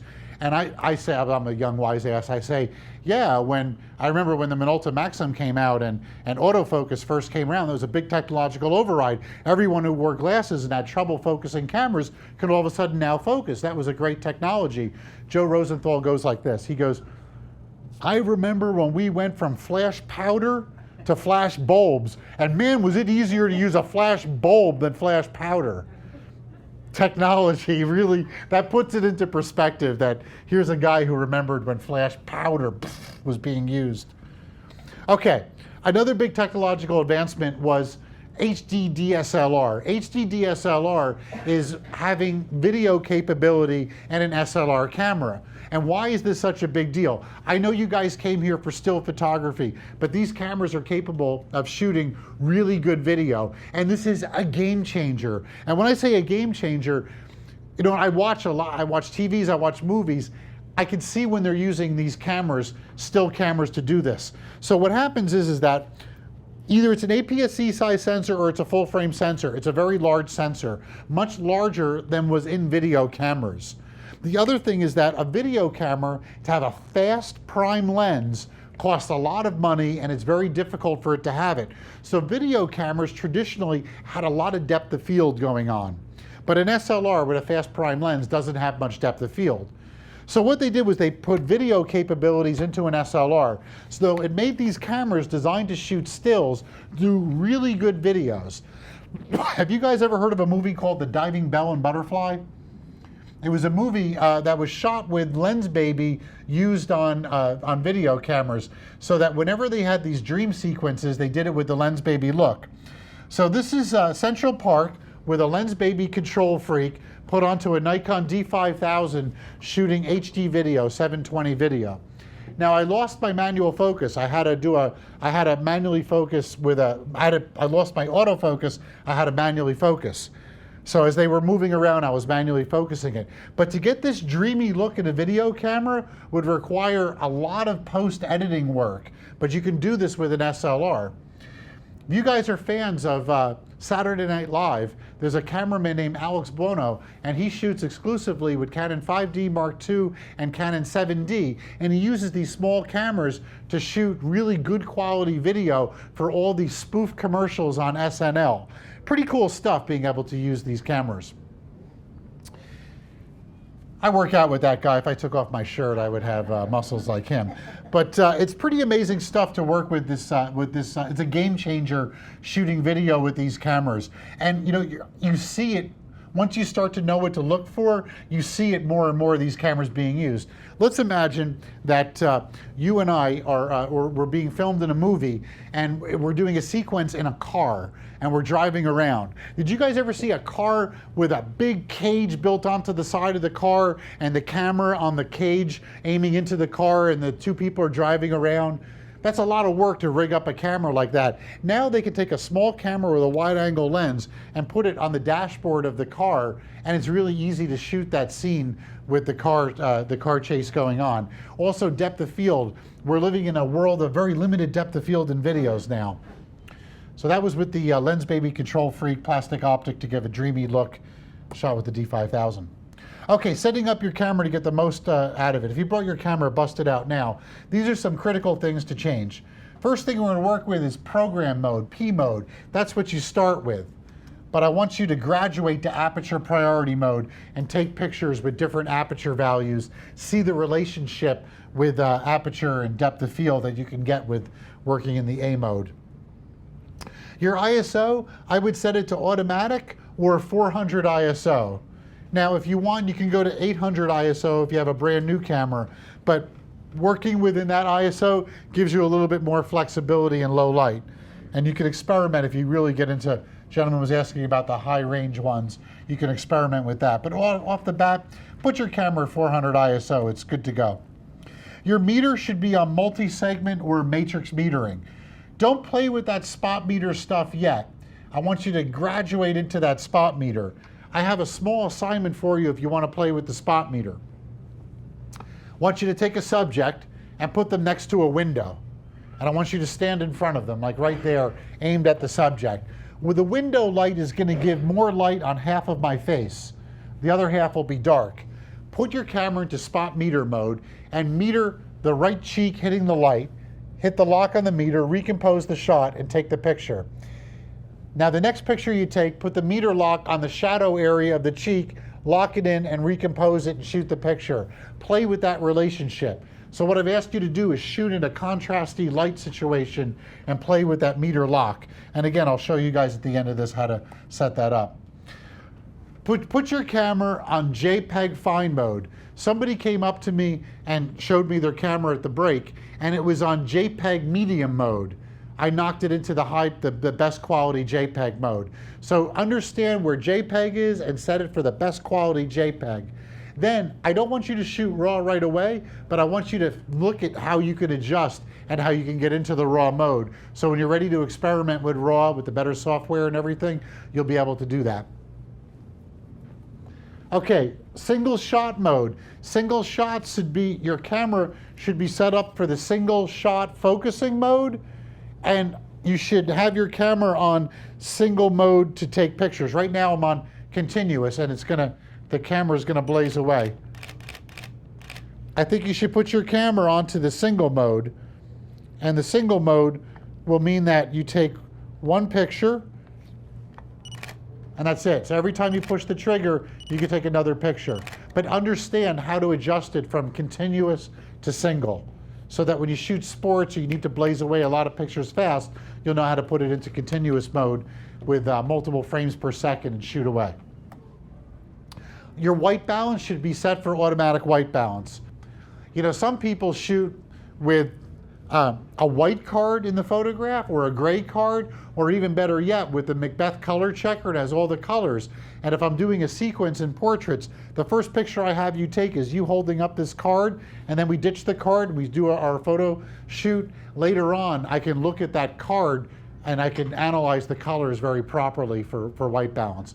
But I think automatic would be better for you. But if you're having good luck shooting in cloudy, by all means, go ahead. Question was that take your first picture with the white card in RAW, and then in RAW you can adjust the slider till you get the white card. Yeah. Absolutely afterwards. Or you could that's the precise way to do it. To be honest with you, I believe in close enough for rock and roll. I find something white in the scene and I just kind of feel it out. So you keep it in automatic white? So I keep it in automatic white balance all the time. You know what the truth is? I used to teach people how to go into manual white balance. Have we talked about a lot today? Matrix metering. I mean, there's so much to keep track of. I think the automatic white balance is like, it's good enough. And if you shoot RAW, you don't have to worry about it. And that's what you shoot it? And that's why I shoot in, yeah. Okay, so now there is a new breed of cameras that's called mirrorless cameras. Mirrorless cameras, like this Fuji I've been talking about, is sort of a mirrorless camera. The Sony NEX system, well, that's an SLT. That's even a different breed. So it's got well, it doesn't have a mirror. It's got the translucent mirror. That's something totally different. That's Sony. It's like a different breed of camera. But mirrorless cameras don't have mirrors that jump up and down. So the Panasonic Lumixes, the GF Panasonics, the Olympus pen cameras, these are all mirrorless cameras. What I'm going to say about them is that they work very good for standard lenses and wide angle lenses and travel. They're very high quality, but they're small and portable. But they're not so versatile. They're more small and portable. They don't really belong in this presentation because we're talking about digital single lens reflex cameras, which is more of a camera with a mirror that goes up and down. These cameras don't have mirrorless, so they really don't belong in here. So when we're working with these SLRs, it's a different category than these cameras. But if you're interested in these cameras, they give you very high quality, but better towards wide angle and standard lenses, and they're biased towards travel, towards location cameras. Nobody shoots sports with a camera like this. You don't shoot wildlife with this, but you could shoot a landscape with it. Okay, we're at the part of this the presentation now. We're just about done. We're going to talk about specific cameras that are out there that are currently available, and I'm going to run through this fairly fast. So the first one is the Nikon D3100. D3100 is a great entry-level camera. I believe that it's a simple camera, yet it's powerful. It can do a lot. So it's 14 megapixels, which is pretty good. It's got a 3-inch screen on the back. It can do 1080p video, which is pretty darn good. 11-point autofocus, which is nice. 3 frames per second. Relatively slow by today's standards, but it is the entry-level camera. Camera's about $550 with an 18 to 55 VR lens. VR stands for vibration reduction. This is a lens that can absorb the vibration shooting at low shutter speeds. And it's a plastic body, doesn't weigh much, but it's an entry level, and I think it's a pretty good camera for the money. Canon's entry level is the T3. The T3 is a 12 megapixel, doesn't have as big of a screen, a 2.7 inch screen. The video mode, it does shoot videos, but it shoots 720. The other camera shot 1080. 1080 is a slightly better video mode. ISO goes up to 6400 ISO, so it's not great in low light like some other cameras. Excellent autofocus system, and it's 63 point metering system, so it's very good metering. Again, 3 frames per second, and there is a grip available you can put onto the bottom of it. The grip makes the camera feel a little bit better in your hands if you have large hands. $500, under $500. That's what I like most about it. I think that this is a darn potent camera, and it's under $500. Jumping up to its big brother is the T2i. The T2i, we get 1080 video, not 720. You get 1080. It's a higher resolution video. Also, they give you an 18 megapixel sensor. So it's giving you lots of pixels. It's pretty good. You also get a 3-inch screen, not a 2.7-inch screen. You can get a grip available for it. And look at the ISO. On this one, you can go to 12,800 ISO. The other one was 6,400. So T2i is a little bit better in low light. $650 with the 18 to 55 millimeter lens. This is an IS lens. Nikon had VR, vibration reduction. Canon calls it IS for image stabilizer. I think a pretty good buy. The T3i, same sensor, the 18 megapixel sensor. The difference here is that the T3i gives you a swing out screen. I like the T3i. I think it does a lot for the money that they give you. Also, it's a little bit faster. It's almost 4 frames per second, so it's a little quicker of a camera. It's about $800 with the 18 to 55 millimeter lens. If you were looking for a good capable camera and you don't want to spend, you don't want to go over $1,000, I would recommend the camera. The Nikon D50-100, this gives you the swing out screen, 1080 video mode, which is nice, a better focusing system, 11 points, goes up to 6400. It's got a nice sensor in it. It's got a lot of exposure scene modes, and it's $700 for the body. By the way, the prices I'm giving you are maybe off by $20, $30 in different direction. Cameras are like commodities. They change in prices a little bit. And they give you the VR lens as well. I think it's between the Nikon and the Canon, a big question that I always get in working in camera stores is, what's better, Canon or Nikon? I think that's like saying what's better, apples or oranges. Personally, I prefer an orange because you get the benefit of the vitamin C, but apples at the right time of the year taste awfully good. So there's no answer to it. If you wanted to generalize, I would say that Canons have a little bit better quality in video and they focus a little bit quicker. Sometimes it depends on the lens and the camera body. Nikons, I think, have a little better metering system, but I don't think they're as good at video as they are at Canon. That's my generalization. I work for B&H, neither Nikon nor Canon, so I can say these things unbiased, but it's apples and oranges. Either one will do a good job. If you're undecided on which one to buy, a Rebel or a D50-100, I would ask that you go up to the kiosk and you put both cameras in your hands and you see which one feels better, because cameras have all different ergonomics. You may like the way a Nikon feels, you may like the way the Sony feels, and you may like the way a Canon feels. It all depends on your hands and the buttons. The one thing is, if you like grips on a camera, a grip on a camera makes the camera a little bit heavier and it makes the camera a little bit more ergonomic. So putting a grip on a camera makes the camera a little bit bulkier and bigger, which can be nice if you have larger hands. The Canons and Nikons, or the grips for an SLR also give you additional controls on the side of the grip. So when you're shooting vertically, it lets you shoot a little bit easier. Nikon doesn't give you a grip until the D90 or the D7000 camera. Canon Rebels, their entry-level cameras, allow you access to a grip. So if the grip is important for you, Canon will let you get into an entry level with a grip. How much does the grip cost? Anywhere from $89 to $169. There's a company called Velo that we sell, very inexpensive $89 grips. They feel good in the hand. I personally like a grip on a camera. It makes it feel a little bit better. But if you have very small hands, you may not want a grip. These swing out screens on the D50-100 and the Rebel T3i have the swing out screen. The swing out screen is really cool because you can do great shots. Like imagine you're in a crowd, you can swing the screen out and shoot up above your head. Or if you want to get a low angle picture, you can shoot low to the ground like that. So it's kind of cool to have the swing out screen. Also the Sony, a couple of the Sonys have it, and a couple of the Olympuses have it. And then you can flip the screen around so it's protected in the back of the camera. I love this camera. This is the D7000. The D7000, 16 megapixel camera, does 1080 view, but look at the focus points on it. 39 focus points. For the gentleman who was having trouble focusing in low light, I think this camera can do a really good job in low light. Also, it's 6 frames per second, so it's pretty fast. It shoots good. It's got a large buffer. You can shoot up to 100 images at 6 frames per second, which basically means 6 frames. You could shoot for about 12 seconds continuously to fill up that buffer.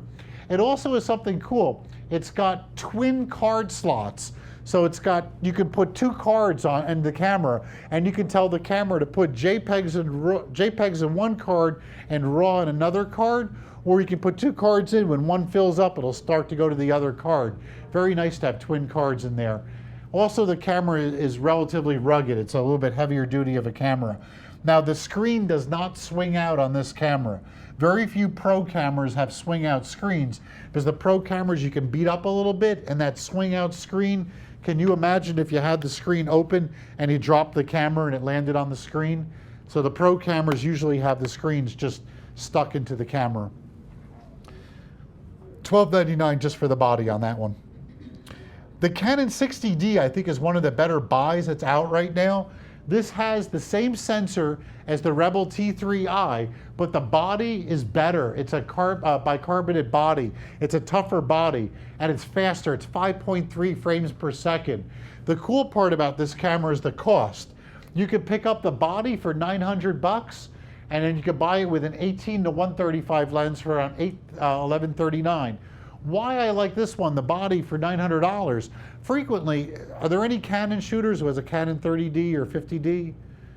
Or some older camera? Well, if you've been buying Canon cameras and you want to upgrade the camera but not the lens, it's nice because you can just pick up this really potent body for $900 and your old lenses will go on it. The cool part also about this camera is that it's robust, it's pretty heavy duty, and it gives you a lot of control. And it's I like the price. $900 isn't a lot of money to spend on the camera. It's my 5-star pick.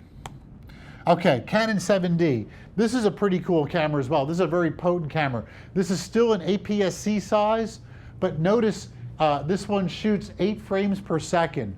It's very fast. Really good HD video recording mode, 3-inch screen. This is the camera with a grip on the bottom of it. This is without the grip. It's a camera that has a lot of buttons and controls on the outside of the camera. So if you want to access something, it's very easy. And I'll give you an example. Here's a D5000 or D5100. I want to change to spot metering mode. So how do I do that? I have to hit one button. I have to take the selector and go to the metering button, push OK, choose the metering mode, push OK. So I had to do 5 things to change the metering on this camera. On a camera like the 7D, there's a button dedicated just for metering. So when you're spending a little bit more money on your camera, like the Nikon 7000 7D, a lot of the buttons are external, so you don't have to go through the menu. Anytime you can change things without going through the menu, it's a good thing. It's easier, it's faster. $1345 for the body. This was a $1,700 body 2 years ago. It's dropped in price. The Nikon D700, it's definitely showing its age. 5 frames per second, really heavy duty magnesium body, good autofocus system, really good in low light, 20,000 ISO ASA. It's built pretty tough. They're about $2,200, $2,300 for the body. I believe they're out of stock right now, which is kind of annoying. This camera is just hard to keep in stock. The joy of this camera, very good in low light. This is also a full frame camera. This is not APS-C. So this takes a bevy of Nikon older lenses, and it's a full frame camera. Everything else I've shown you so far was smaller cameras. The Nikon D800, the brand new one. This one is ironic. This may be the most heavily back-ordered camera in all of known history. It is a very desirable camera. It's tough to get in.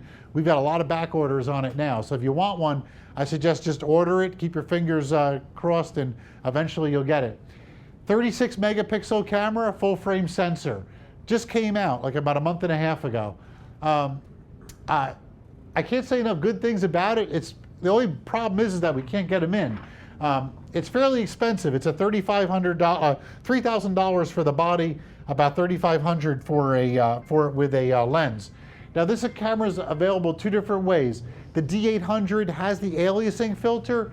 The D800E does not have the aliasing filter. Nikon is supplying less D800Es than D800s right now.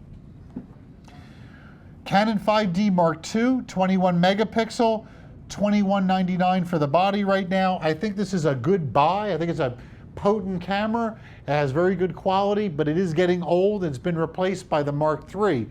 Actually not replaced. These are still available, but soon they're going to become unavailable. Now the Mark III, you're looking at $3,500 for the Mark III. Now notice that the Mark II is 21 megapixel. The Mark III is 22 megapixel. So they only bumped it up, the new model, by 1 million pixels, but they did some good things for it. They made it focus better, they changed the shape of the body a little bit, and they cleaned up the sensor. The sensor does better in low light. So it's got slight improvements. This can shoot up to 102,000 ISO. Very good in low light. Magnesium body, full frame sensor, super good quality camera. $3,500, it better be a good camera, right? So it's not quite entry level, but okay. Flashes. I'm not going to go into great detail about flashes because they all change, but most importantly, that the guide number on a flash is its horsepower, how strong it is. There's 3 levels of flash that are out there, almost for all the cameras. The first one is a flash that doesn't bounce, meaning that you can't aim the flash at the ceiling or on the walls. I don't recommend them. If you're going to work with those, you may as well work with the built-in flash. They're not very, I don't even understand why they really even have these entry-level flashes. The better one would be the middle tier flash.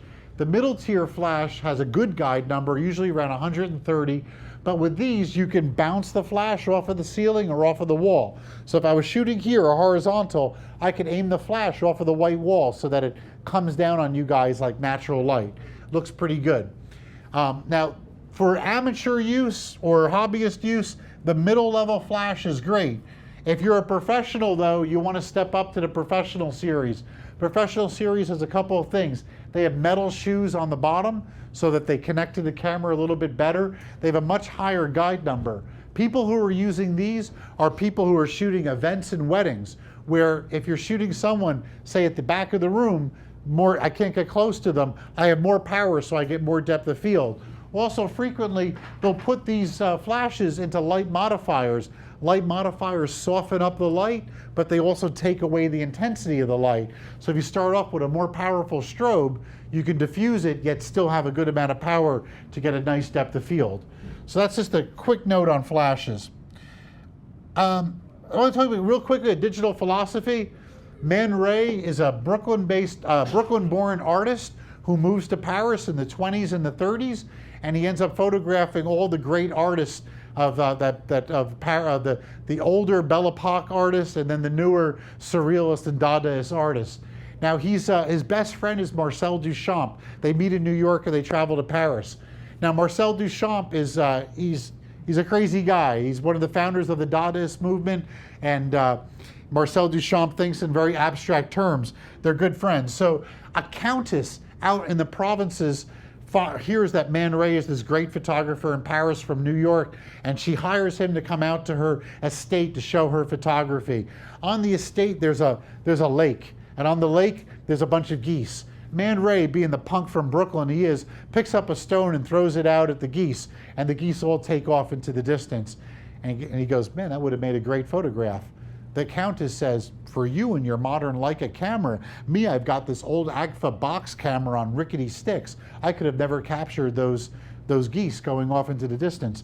She said this to the wrong guy. Man Ray says, no, you could have opened up the shutter, we would have thrown the rocks, the geese would have taken off, then you close the shutter, and you would have gotten a beautiful landscape with streaks of birds taking off in the distance. My point with this is that you don't have to have the newest and latest and greatest camera. You can make images with simple cameras. That Nikon D3100, that entry-level camera, is actually quite potent, especially if you compare it to a camera only 10 years ago. So play with your tools, work with the cameras, be a button pusher, explore the menus on your cameras, play around with it, experiment. Take a picture with the film simulation or the picture styles, take it vibrant, take it low, take it black and white mode, fool around with it, play with those programs. Remember, digital photography, when you buy the camera and your memory card, you're done spending money. So you'll take shots that you wouldn't take with film. And due to those upfront costs, it's free to take pictures with a digital camera after you buy it. If you get a bad picture, you just delete it. So what are you waiting for, folks? Go out there and take some great pictures. I'm going to leave this screen up. This is just some links for you guys. DP Review is a great review site. If you're geeky and you want to know about sensors and all that, how stuff works is good. Flickr's online photo sharing. Some website called bnhphoto.com. Evidently, they have the cheapest cameras in the world and unlimited stock. That's what I hear. The event space. If you want to grow your photography, this is the place to do it at. And then Canon has a great site, not just for Canon users. It's called the DLC, the Digital Learning Center. That's a good site to take care of. Ladies and gentlemen, you've survived Intro to DSLR. I want to thank you very much for coming. I will stay for a Q&A. Thanks. Thanks a lot, guys. For more information, please visit us online, give us a call, or stop by our New York City Superstore. You can also connect with us on the web.